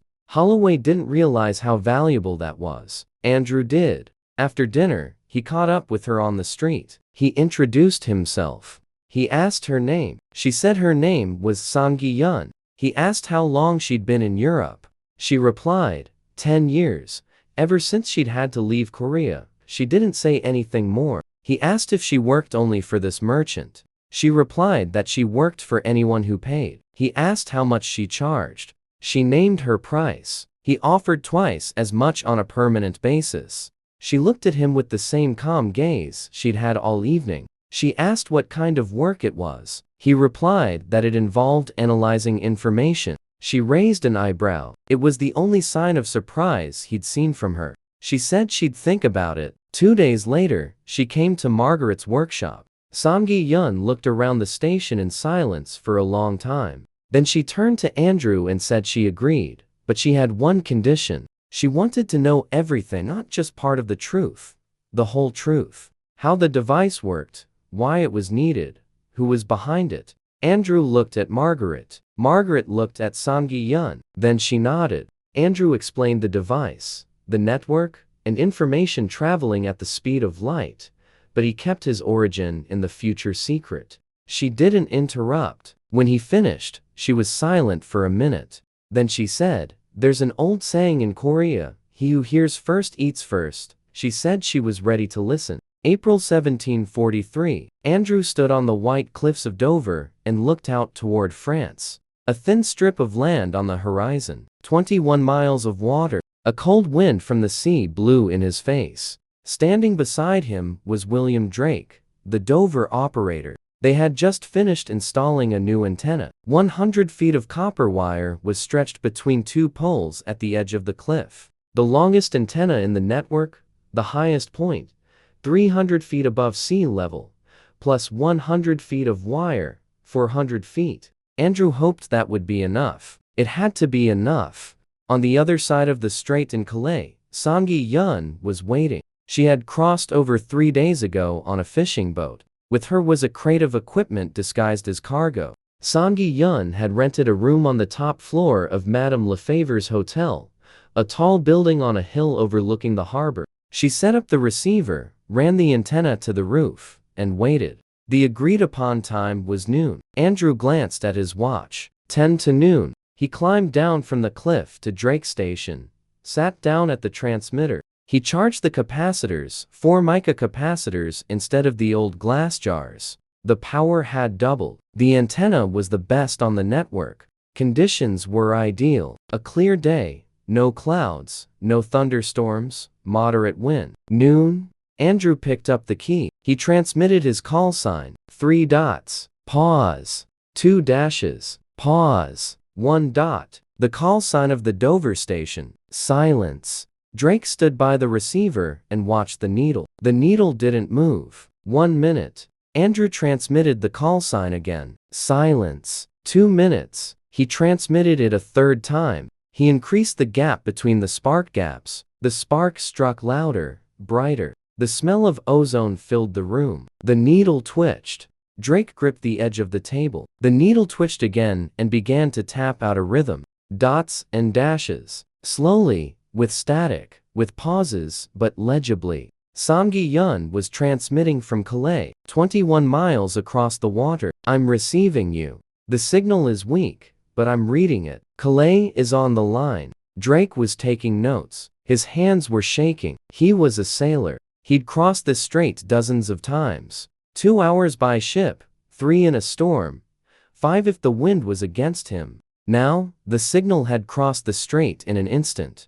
Drake looked up from the paper and glanced at Andrew. His eyes were wide open. He asked quietly how this was possible. Andrew replied that it was electricity. Drake shook his head and said, it was not merely electricity. To him, it was a miracle, and Andrew did not argue. He relayed the instructions to Samgi Yun. Daily sessions at noon and midnight. Priority given to news from the stock exchange, prices, exchange rates, rumors of military action, anything that might affect trade. Samgi Yun confirmed receipt. She added something of her own. 4 words. There's a good hotel here. Andrew smiled. Madame Lefevre, a hotel on a hill in Calais. He didn't yet know that this hotel and its owner would become one of the key nodes in his network, but that was yet to come. He returned to Bristol via London. He stopped in London for a day and met with Abby. She took him to a tavern on Fleet Street. Seated at a table was a young woman in a traveling dress. Blonde hair, upright posture, a gaze that assessed everyone entering the room in half a second. Abby said this lady wanted to speak with him. Then she left. The woman introduced herself. Lady Charlotte Westfield, the youngest daughter of the Earl of Westfield. Andrew bowed. He asked how he might be of service. Charlotte didn't waste time on pleasantries. She said she'd heard about him, the young natural philosopher from Bristol who was conducting experiments with electricity. She asked directly whether the force behind the device was electricity, not magic, alchemy, or prayer electricity. Andrew remained silent for 3 seconds. Then he asked how she knew about electricity. Charlotte replied that she had read Newton and Huygens and Gray and Dufay, and that she had been conducting her own experiments with an electrostatic machine in her father's library until he found out and locked the machine away in the storeroom. Andrew looked at her, the Count's daughter. In an era when women weren't supposed to read anything more complex than a prayer book, she read Newton. She conducted experiments with electricity. She came alone, unaccompanied, to a tavern on Fleet Street to meet a stranger. He asked what she wanted. She replied that she wanted to know, to understand, to see, that she was tired of a world where she was told that a woman wasn't supposed to think, that she was ready to help, with money, with connections, with cover, with anything. In return, she wanted one thing, for him to explain things to her, not as if she were a child, but as an equal. Andrew thought about it. Charlotte Westfield was dangerous, an aristocrat prominent, with an influential father. If she drew the court's attention to him, it would be the end. But an aristocrat with an influential father could provide a shield no hidden seller ever could. He said he'd think about it. She replied that he had 3 days. After that, she'd return to the estate and the opportunity would be lost. Andrew thought about it for 2 days. On the 3rd day, he came to see her at the hotel. He said he agreed, but he had one condition. She had to keep quiet completely from her father, from her brothers, from her friends, from the servants. Charlotte looked at him coldly and said she had no friends. Andrew smirked. Margaret had said the same thing. He told her about the network without going into details, just the big picture, a device that transmits messages over long distances instantly. No courier, no pigeon. Charlotte listened. Her eyes widened. When he finished, she was silent for a full minute. Then she said quietly that this changed everything. Andrew nodded. He said that was exactly what one person had said in his past life. Charlotte didn't ask what he meant. She was smart enough not to ask questions she wouldn't get answers to just yet. Charlotte became the fourth. Margaret, Abby, Songi Yun, Charlotte. 4 women, each with a different talent. Margaret built, Abby ran, Songi Yun thought, Charlotte covered for them. Andrew returned to Bristol, and on his very first evening in the workshop told Margaret about Charlotte. Margaret listened. She was silent. She asked only one thing. Could she be trusted? Andrew replied that he thought so. Margaret nodded. She said, "All right then." She went back to work. But Andrew noticed that she was working in silence, without her usual comments, without jokes about crooked wires and clumped metal filings. In silence for an hour, then 2, then 3. Then she stood up, gathered her tools, said good night, and left. Andrew watched the door close. He knew what was happening, and he didn't know what to do about it. May 1743, 14 months after the awakening. The network had crossed the English Channel. Amsterdam was next. Songi Yun from Calais had already established contact with Dutch merchants. In a month, she would open a node in Amsterdam itself. Andrew was planning a chain through France and Flanders, Calais, Le Havre, Antwerp, and Amsterdam. 4 hubs, 4 operators. He began trading for the first time on the spread between the London and Amsterdam exchanges. He'd buy in London and sell in Amsterdam, or vice versa, depending which exchange was lagging. The spread was small, 0.5% or 1%, but given the volume of Holloway Trading House that amounted to hundreds of pounds a week, money that used to go to bankers with courier networks, now it was going to Andrew. The world was beginning to take notice, and that was dangerous. The summer of 1743, 14 months after his awakening, the network grew like a living organism. He opened a hub in Amsterdam in June, a small room above a bookstore on the Keizersgracht, an antenna on the roof disguised as a flagpole. Jacob Vanderberg became the operator, a quiet Dutchman, a former typesetter at a printing house. Literate, meticulous, fingers accustomed to fine work. He mastered Morse code in 4 days. Songi Yun taught him herself. Without Andrew's help, she already knew the system better than most operators. Not because she understood physics, because she understood information. She saw patterns that others didn't. 3 dispatches from 3 cities. The price of grain in Amsterdam had fallen. A French frigate had sailed from Brest, while a London insurer had raised its rates. 3 facts. Individually, nothing. Together, a picture. The French are preparing a raid on the trade route.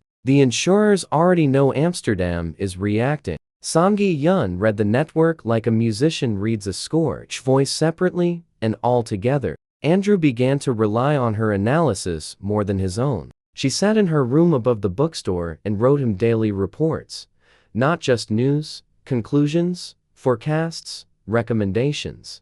Holloway followed her recommendations blindly, and he made money. Then one message from Amsterdam changed the entire game. He relayed it. Dutch banker Willem de Groot was asking where the Englishman Holloway was getting his information. De Groot had ties to the French court, and Andrew read the warning twice. The French. It was inevitable. Sooner or later, someone on the continent was bound to notice. The War of the Austrian Succession was still raging. England was at odds with France.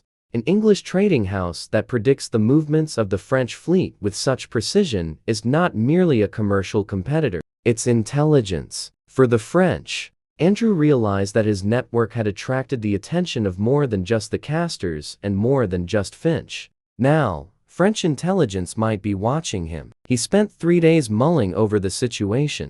Then he made a decision. The network had to be split.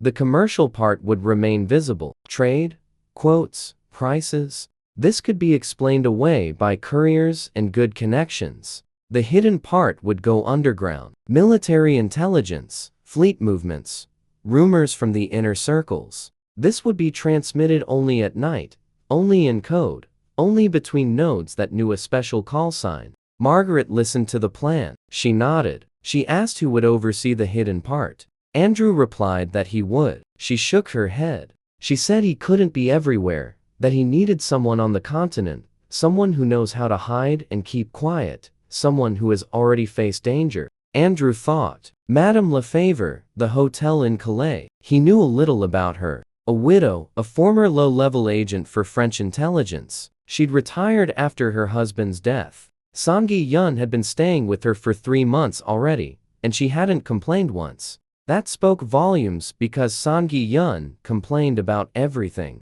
The weather, the food, Dutch cheese that smelled like a port warehouse. But not a word about Madame Lefebvre. Andrew wrote to Sanghi Yun. He asked her to arrange a meeting. A week later, he was in Calais. Madame Lefebvre's hotel stood on a hill above the harbor, a 3-story stone building with a red-tiled roof. Clean, cozy, it smelled of bread and lavender. Madame Lefebvre greeted him at the door. 32 years old, chestnut hair tucked under a bonnet, a face that had once been beautiful and still remembered it. Dark eyes that smiled even when her mouth didn't. She led him into the living room. She poured some wine. They sat across from each other. Sanghi Yun was there. She translated when necessary, though Andrew spoke French reasonably well. Isabelle Lefebvre spoke plainly. She said she knew what he did, that Sanghi Yun had told her, not everything, but enough, that she herself had once worked for people who traded in information, and that she was tired of it.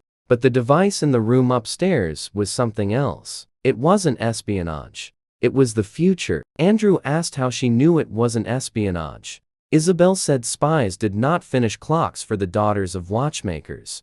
Sanghi Yun had told her that too. Andrew looked at Sanghi Yun. She shrugged. She said that Madame needed to know who she was dealing with. Andrew didn't argue. Isabelle continued. She said she had one condition, just one. Her son, Jean-Pierre, was serving in the French colony in Louisiana. She hadn't seen him in 8 years. She hadn't received a letter from him in 2 years. She didn't know if he was alive. If the network ever reaches the New World, she wants one message. Just one. Alive or dead. Andrew looked at her. A woman who for 8 years has not known whether her son is alive, who wakes up every morning with that question and falls asleep with it every night. He said the network would reach her. She nodded. Andrew promised that the network would one day reach the New World and find her son. Her hotel had turned into a transit point, a station in the attic, a receiver in Sanghi Yun's room, a transmitter in the storage room that Isabelle locked with 2 locks. The couriers who came and went looked like ordinary guests. No one suspected a thing. August 1743, the network spanned 5 hubs across 2 countries: Bristol, London, Dover, Calais, Amsterdam. 7 relays between them, 15 operators, 2 sessions a day, noon and midnight. The flow of information was growing. Andrew couldn't keep up with processing it. He couldn't keep up with analyzing it. He needed more people, more hands, more minds. Charlotte then introduced him to Lord Edmund Chesterton, a member of Parliament who understood that wars were won in offices as well as on battlefields. He wanted to know what was happening on the continent quickly, accurately, without the lies of the newspapers or the delays of diplomatic mail. Charlotte guaranteed his silence. Andrew began supplying him with reports once a week, with no indication of the source, just the facts. Chesterton paid in gold and kept quiet. Through Chesterton came a second client, a retired admiral. Through the admiral came a third, a banker from the city. Andrew was building an invisible empire, invisible because no client knew of the other's existence. Each thought he was dealing with a talented young intelligence officer with a network of spies on the continent. No one knew about the wires, about the sparks, about the coherer with silver filings. Except for those on the inside, and within the inner circle, Andrew trusted only his own. Fall of 1743. A year and a half after the awakening, the network was up and running. Money was flowing, but Finch hadn't left. Abby had sent word from London in September. Finch had been meeting with a man from the French embassy. Andrew read the message and burned it. Finch was working for the Castors. The Castors were English, but Finch was ready to sell information to the French if it would help him get to Cross's secret or to use the French as a tool. The witch hunter was playing both sides. Andrew convened a second council, this time not in Bristol, in London. At the new headquarters above the printing house on Fleet Street, 5 people showed up. Andrew, Margaret, Abby, and Sangi Yun, who had come from Amsterdam, gathered around the table. Charlotte arrived in a closed carriage without a coat of arms. 5 people at the table, 1 candle. The door was locked. Tom Weeks stood outside the entrance. Andrew laid out the situation. Finch was ready to bring the French in. If French intelligence got even the slightest hint of the network's existence, the consequences would be catastrophic. The French wouldn't bother investigating. They would destroy everything, every station, every operator, everyone involved. War is war. Charlotte spoke first. She said Finch could be taken out. Not killed, taken out, discredited, brought to trial. She knew people in high places who could help.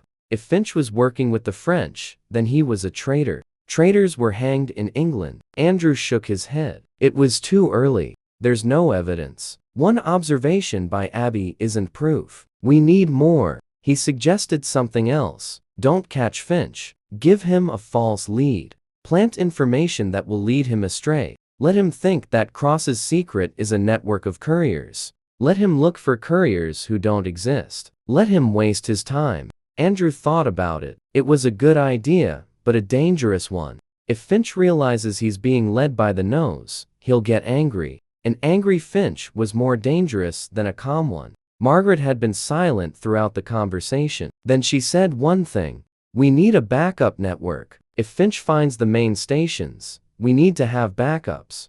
Different locations, different antennas, different operators, ones he doesn't know about. Andrew looked at her. A backup network, a duplicate set of equipment, double the expenses, double the number of people. But she was right. Absolutely. They made all 3 decisions. Charlotte started gathering evidence of Finch's ties to the French through her contacts at court and in the diplomatic corps. Sangi Yun began planting a false courier trail with invented routes and schedules. Margaret would set up backup stations in 3 locations: Bristol, London, and Dover. New locations, new antennas. Abby would look for premises. The meeting ended at midnight. They left one by one, 10 minutes apart. Andrew was the last to leave. He stood on the dark street and looked up at the sky. The stars above London were dim, smoke and soot, but still visible. He stood alone beneath London's smoke-dimmed stars. Yet 5 people were risking their lives beside him for the future he had promised.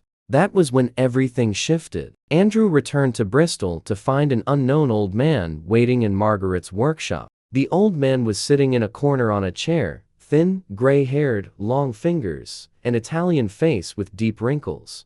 A leather-bound notebook lay on the table nearby. Margaret stood by the door. Her face was tense. She said that this man had come on his own. He knocked on the back door. He asked for Mr. Cross. He introduced himself as Lorenzo Benedetti. Andrew froze. It was the first time he'd heard that name, but the old man looked at him as if he'd known him for a long time. Benedetti spoke in English with a heavy Italian accent. He said he knew what Mr. Cross was doing, because he had attempted something similar in Venice 20 years earlier. Benedetti began his story in the year 1720, when he was a professor of natural philosophy in Padua. He studied static electricity, Leyden jars, discharges, and sparks. One question consumed him. Could electricity cross empty air without a wire? One night during a thunderstorm, his device captured a spark from a lightning bolt a mile away. The device was primitive. A silver ball suspended on a silk thread between 2 plates.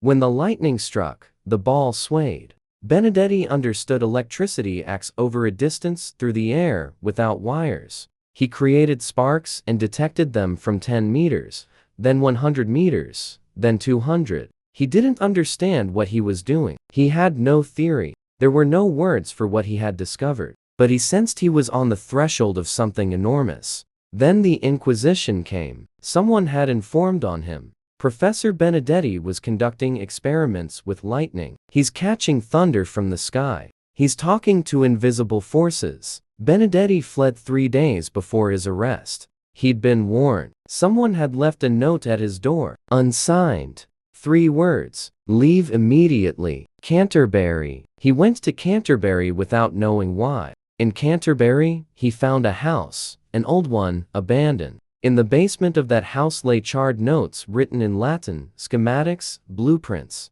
Someone before him had tried to do the same thing and had been stopped. Benedetti lived in Canterbury for 20 years, quietly, unnoticed. He sold watches and small mechanisms, and he waited. He didn't know what for, until he heard about a young natural philosopher from Bristol who was doing strange things with wire and glass jars. Andrew listened. His heart beat slowly and heavily. He asked who had warned Benedetti. The old man shook his head. He said he didn't know. The note was unsigned. The handwriting was unfamiliar, but someone knew. Someone knew the Inquisition was coming. And someone knew about Canterbury. And someone had left blueprints in the basement of that house that bore a striking resemblance to a Tesla coil. Andrew remembered the old Norwegian man on the oil rig. His words. A phrase from Andrew's former life returned to him. The world loves craftsmen. It gathers them. He didn't know. Not yet. Anyway, Benedetti stayed. Andrew set aside a room for him above Margaret's workshop. The old man became his mentor. Not a technical mentor. Andrew had more knowledge than Benedetti could have acquired in 10 lifetimes. But Benedetti knew this world. He knew how universities worked, how scientists thought, how to convince people that electricity wasn't the devil's work, how to hide in plain sight, how to survive in a century that feared what it didn't understand. Winter 1743 and spring 1744, 2 years after the awakening, the network was expanding. Hamburg, Cadiz, Venice, new nodes, new operators. Sanghi Yun coordinated the continental operations from Amsterdam. Isabel covered the French front from Calais. Charlotte provided political cover in London. Margaret built and maintained the infrastructure. Abby ran errands and gathered intelligence. By then, the network had 9 hubs, 9 cities, and 32 operatives. When the news didn't wait for the schedule, Holloway's house became one of the most successful trading houses in Bristol. Holloway bought a new house, a new carriage, a new wig. He walked through Bristol like a man blessed by God. And every Sunday, he lit a bigger candle in church, just in case. Andrew took nothing for himself. He lived in the same room, wore the same frock coat, ate the same bread. The money went into the network, every pound, every shilling, more nodes, better equipment, new coherers, new antennas. Margaret grumbled that he'd lost weight, that he had dark circles under his eyes, that he was sleeping only 3 hours a night. He brushed her off. She wouldn't let it go. One evening, she set a plate of hot pie in front of him, right on the table next to the soldering iron. She said he wouldn't get up from the table until he'd eaten it all. He ate it. The pie was filled with meat and onions. Hot, delicious. The first meal of the day he'd eaten without rushing. Margaret sat across from him and watched him eat silently with an expression he couldn't read, one that made his chest tighten. He finished eating. She took the plate away. They went back to work. Neither of them said another word. But from that day on, every evening, there was a plate on the table next to the soldering iron. Finch had not given up. The false trail Sanghi Yun planted kept him busy for 3 months. Finch chased a phantom courier network from Bristol to Plymouth. He searched for stables with relay horses. He questioned innkeepers. He checked post stations. He found nothing because there was nothing. But in March 1744, he stopped. Abby reported that Finch had stopped traveling. He was in London thinking. That was worse than when he was searching. When Finch was searching, he was on the move. He could be tracked. When Finch was thinking, he was invisible, and then he struck. Not at Andrew, at Margaret. In April, a customer came into the watchmaker shop on Corn Street. He was polite and well-dressed. He brought in a broken watch. Margaret spent 2 days repairing it. The customer picked it up and paid generously. A week later, he came back, another watch, and he started asking questions about the shop, the assistants, and the visitors. Who comes in the evenings, who that young gentleman is, what they do in the back room.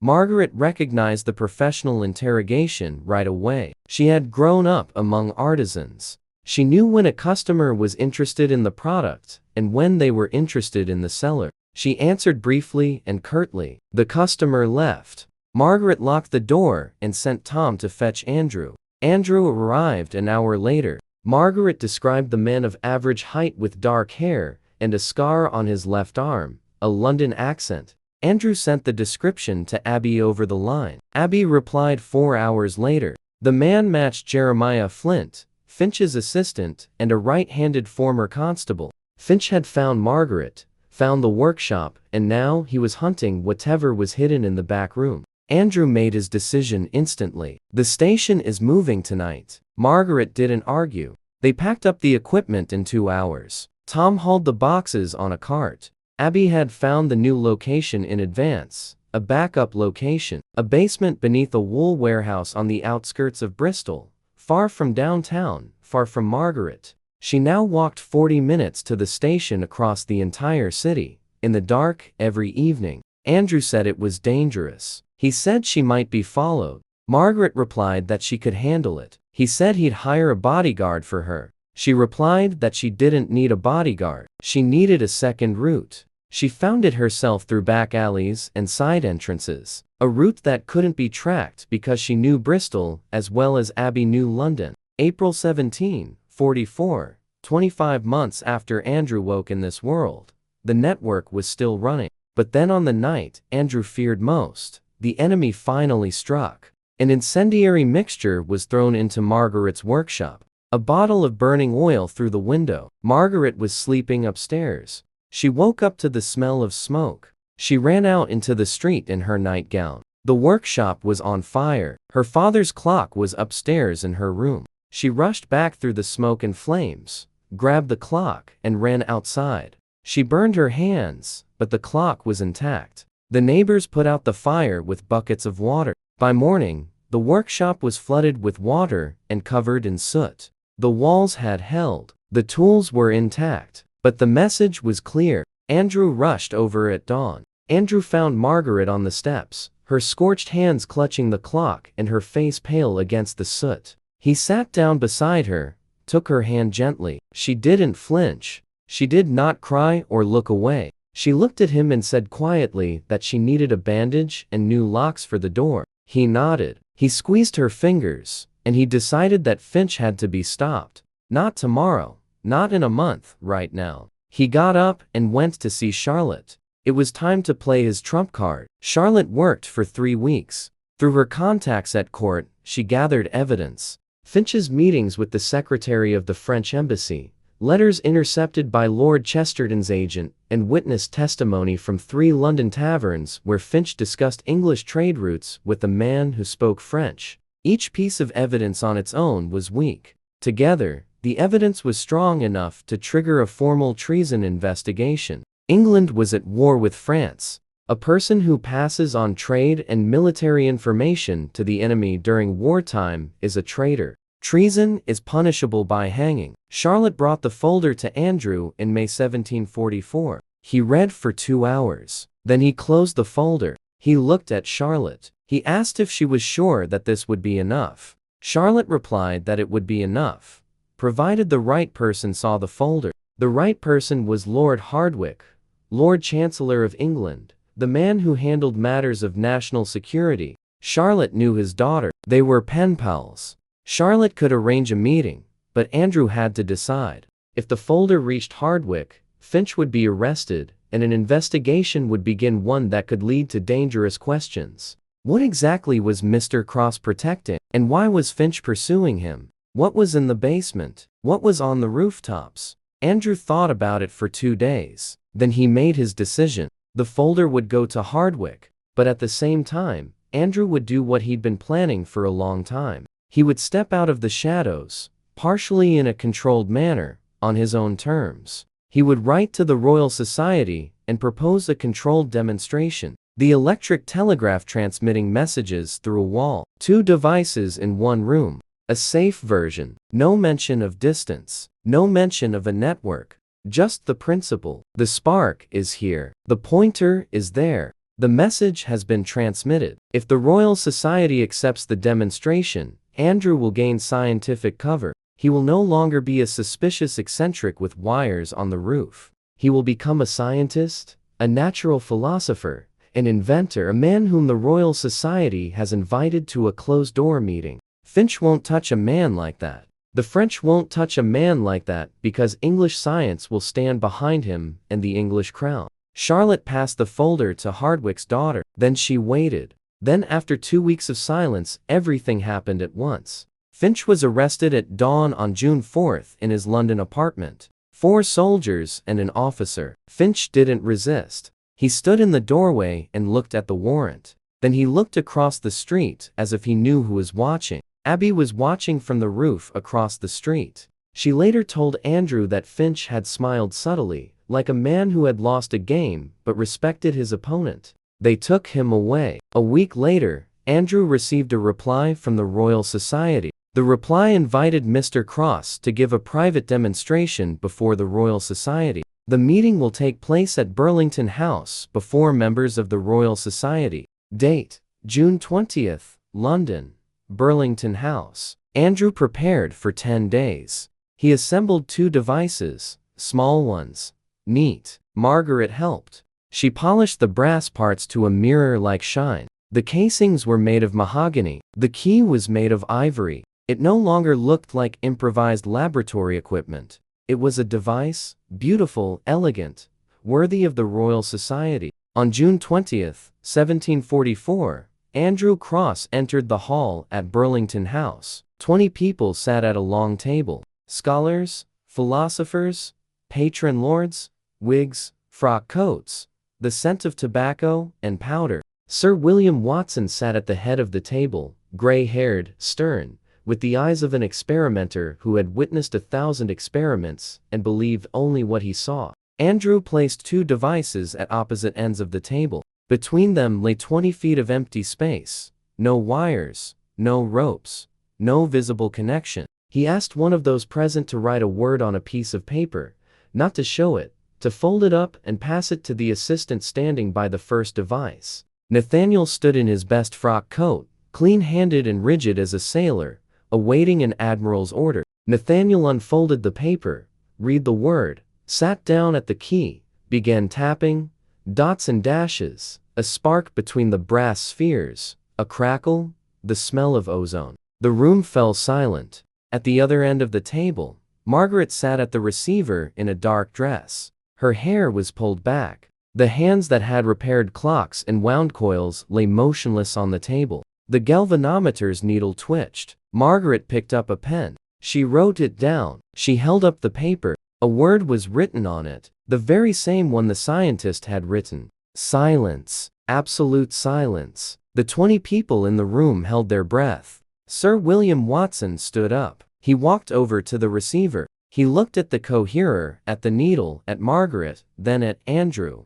He said he had seen a great deal in his life, that he had seen Gray transmit electricity along a wet rope for 500 feet, that he had seen Duffy cause gold leaf to scatter from a charged sphere, but he had never seen anything like this. Transmitting a signal through empty space, without a wire, without contact, through the air. He turned to the audience and said that this changed everything. Andrew bowed. He replied that this was only the beginning. The audience erupted with questions. How does it work? Over what distance? Can it be extended? Andrew answered cautiously. The principle, an electrical disturbance propagates through space. It can be detected. The range is limited, but can be extended. He didn't say by how much. He didn't mention the network. He didn't mention the 9 cities. He revealed just enough to be recognized as a scientist in the eyes of society, and not a word more. That evening, he returned to Bristol, a long ride on horseback,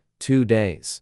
He thought the whole way. Finch had been arrested. The demonstration had taken place. The Royal Society was interested. He had scientific cover and political protection. The network was operational. 9 cities. But that wasn't all. There was one more promise he had made. Isabel, her son in Louisiana. The network hadn't yet reached the New World, but it would. He had sworn to it. July 1744, 2 years and 4 months after his awakening. Andrew was sitting in the basement on King Street. Not the new one, the old one. The one Holloway had assigned to him at the very beginning. He had returned here after Finch's arrest. He had put the antenna back on the office roof, out in the open, without any camouflage. Andrew no longer needed camouflage, because Mr. Cross was now a recognized natural philosopher. Sir William Watson had publicly called him one of the most extraordinary minds of his generation. The copper wire on the roof of the trading office in Bristol was now not evidence but a landmark. But Andrew wasn't celebrating. He was working. The final push. St. Petersburg, New Orleans. 2 hubs at the ends of the earth. St. Petersburg was easier. A chain of connections via Hamburg and Danzig. Only 3 relay stations were needed. Songi Yun found an operator, a Russian student who had studied in Leiden and returned home. The operator was competent, quiet, and curious. They set up the station in the home of a Dutch merchant on Vasilevsky Island. The antenna was on the spire of the Lutheran church. The connection was intermittent. The distance was enormous. 6 repeaters from Bristol to St. Petersburg. A message from one end to the other took 40 minutes if all the operators were on duty and there was no interference. But it went through. New Orleans was a different matter. An ocean lay between Europe and America, 3,000 miles of water. No transmitter could bridge that distance, not even in theory. Andrew found a solution that did not rely on radio across the ocean, expedited ship mail. He set up a station in Cadiz, the southernmost hub in Europe, the port from which ships set sail for the New World. The operator in Cadiz would hand the dispatches to the captain of a ship bound for New Orleans. The captain would carry them across the ocean. 6 weeks. In New Orleans, an agent would receive the dispatches, a Frenchman named Henry Duval, a former colonist who could read and write, and whom Isabel knew personally. Duval picked up the dispatches. He sent the replies back by ship. Among those replies, Duval searched for one name, Jean-Pierre Lefebvre, Isabel's son. It was a slow process, weeks, not minutes, but it was better than nothing. It was a thread stretching across the ocean, thin, fragile, but alive. In August, the thread tightened. Duval found Jean-Pierre, alive, well, a lieutenant in the colonial militia at a fort west of New Orleans, married to the daughter of a local planter, father of a 2-year-old girl. Duval gave him his mother's letter, and took the reply. The reply sailed across the ocean for 6 weeks. Then it traveled through the network from Cadiz to Calais through 5 relays, 4 hours. And on a September evening in 1744, Isabelle Lefebvre sat at the receiver in her hotel above Calais. The galvanometer's needle began to flicker, tapping out dots and dashes. Isabelle was receiving the message. She wrote it down letter by letter, word by word. The first words were, Maman, je suis vivant mother, I am alive. She wrote down the entire message to the end. She set down her pen and stared at the paper. She reread it again and again. Then she folded her hands on the table and rested her head on them. She remained like that for a long time. A very long time. Songi Yun stood in the doorway and didn't come in. An hour later, Isabelle raised her head. Her face was calm, resigned. Isabelle asked Songi Yun to pass 4 words to Mr. Cross. The first 2 were thank you, and the final 2 were, he knows. Songi Yun relayed the message. Andrew received it, he read it, he nodded, and went back to work. October 1744. The network spanned 9 European cities and had a thread stretching across the ocean. The network now touches Bristol, London, Dover, Calais, Amsterdam, Hamburg, Cadiz, Venice, and St. Petersburg. A shipborne thread even reaches New Orleans, linking 35 operators through 11 relays. Andrew decided it was time. He gathered everyone together for the first time in Bristol in a basement on King Street. Margaret came from the workshop. Charlotte arrived from London by carriage. Songi Yun came from Amsterdam on a merchant ship. Abby rode from London on horseback in a single day because she considered a carriage too slow. Sister Clara arrived from Avignon, the nun who had quietly supported the continental side of the network. She had joined unnoticed, like warm air flowing through an open door. During an earlier attack on Andrew, she had nursed him back to health and kept the network secret. After he recovered, she learned Morse code in 2 weeks. Instead of opening a separate Avignon hub, she helped train and protect the existing continental operators. She asked for nothing because she believed in the future the network could create.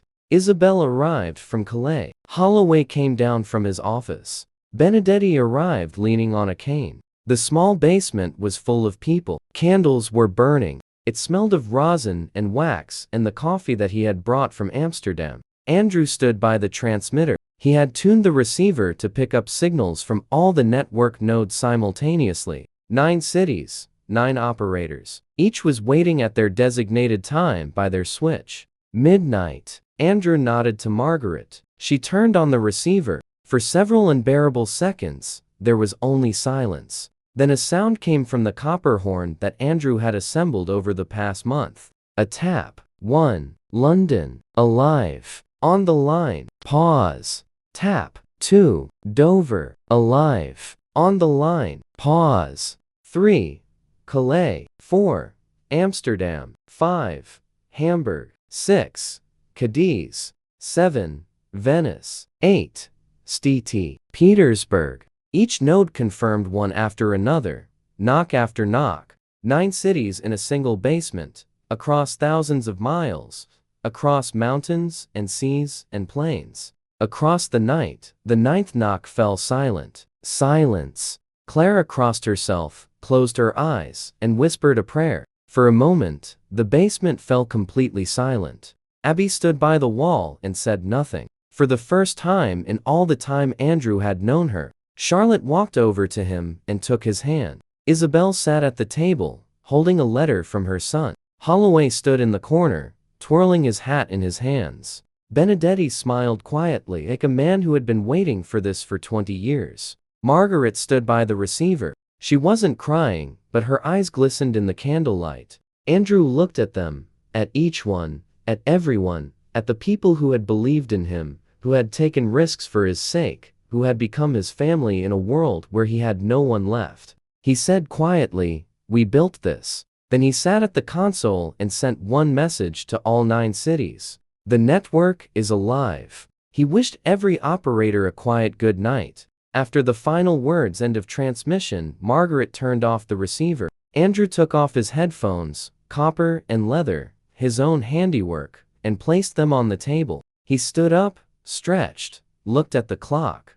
That very one. It was old Ashford's unfinished clock. Margaret had brought it here. It stood on a shelf against the wall, ticking. The hands showed a quarter midnight. The moon on the dial was in its 3rd quarter. Jupiter was in the constellation Cancer. Every measurement on the mechanism was exact. For once, everything felt completely right. In 45 minutes, the clock would strike a melody, chimes. The voice of the craftsman who didn't live to see it finished, but whose daughter completed his work. Andrew walked over to Margaret. She was standing by the radio, folding some papers. He stopped beside her. He didn't touch her. He just stood there. She looked up and met his eyes. She looked at him. He said he had another invention he wanted to show her. She asked what it was. He said there was a custom in his country. When a man wants to tell a woman something important, he doesn't say it with words. He takes her by the hand just like that. He took her by the hand. She didn't pull away. He said it meant that when he was with her, he was home. That the basement with the soldering iron, the spools, and the smell of rosin was his home. And that a home isn't just walls. A home is her. Margaret looked at him silently. Then she said quietly that this wasn't an invention, that people have been doing this for 1,000 years. Andrew replied that maybe so, but but this was the first time he'd done it. She squeezed his fingers tightly, just as she'd squeezed the pliers when pulling wire. She didn't say anything. She just stood there beside him, holding his hand. Nearby at the table, Charlotte was quietly explaining Jupiter's orbit to Benedetti. Samgi Yun was pouring coffee. Abby was telling Holloway how she'd climbed the church spire to attach an antenna, and Holloway was turning pale. Clara sat in the corner reading a prayer book by candlelight. Isabel was rereading her son's letter. Tom Weeks was sleeping on a bench by the door, curled up like a puppy. The basement was warm. The candles were burning. Rain pattered against the wall. A summer Bristol rain, soft, steady drops tapped against the windowsill like a distant Morse code key, as if the city itself were sending a message. Everything's fine, alive, still in touch. Andrew stood in the middle of the basement, holding Margaret's hand, looking at the people he had gathered, and realizing one thing. He hadn't built a radio network. He had built a family. The network was never the point. In the morning, he'd go back to work. In the morning, there would be new nodes, new cities, new challenges. Someone would take Finch's place. The French wouldn't back down. A world afraid of the new would come after him again. But that was in the morning. Now it was night, warm, quiet, full of people who loved him and whom he loved. The clock on the shelf was ticking. In 30 minutes it would strike its melody. 8 clear notes would soon fill the basement. The voice of the master, the voice of her father, the voice of home. Andrew closed his eyes. He listened to the rain. He listened to the silence. The clock continued toward the melody old Ashford never lived to hear. When the first silver note rang, Margaret's grip tightened around Andrew's hand. No one spoke, because the sound said what none of them could. Every sacrifice, hidden station, and sleepless night had led to this room. Andrew no longer felt like a stranger in the century that had stolen him. The network had connected markets, cities, and families once divided by silence. Yet its greatest achievement was the trust gathered inside that basement. For the first time, Andrew understood that he had not merely changed history. He had found a home. Tomorrow will bring new enemies, new stations, and harder problems. But tonight, the network rests. Andrew Cross stands at the center of the world. He helped awaken, and at last, he knows he belongs.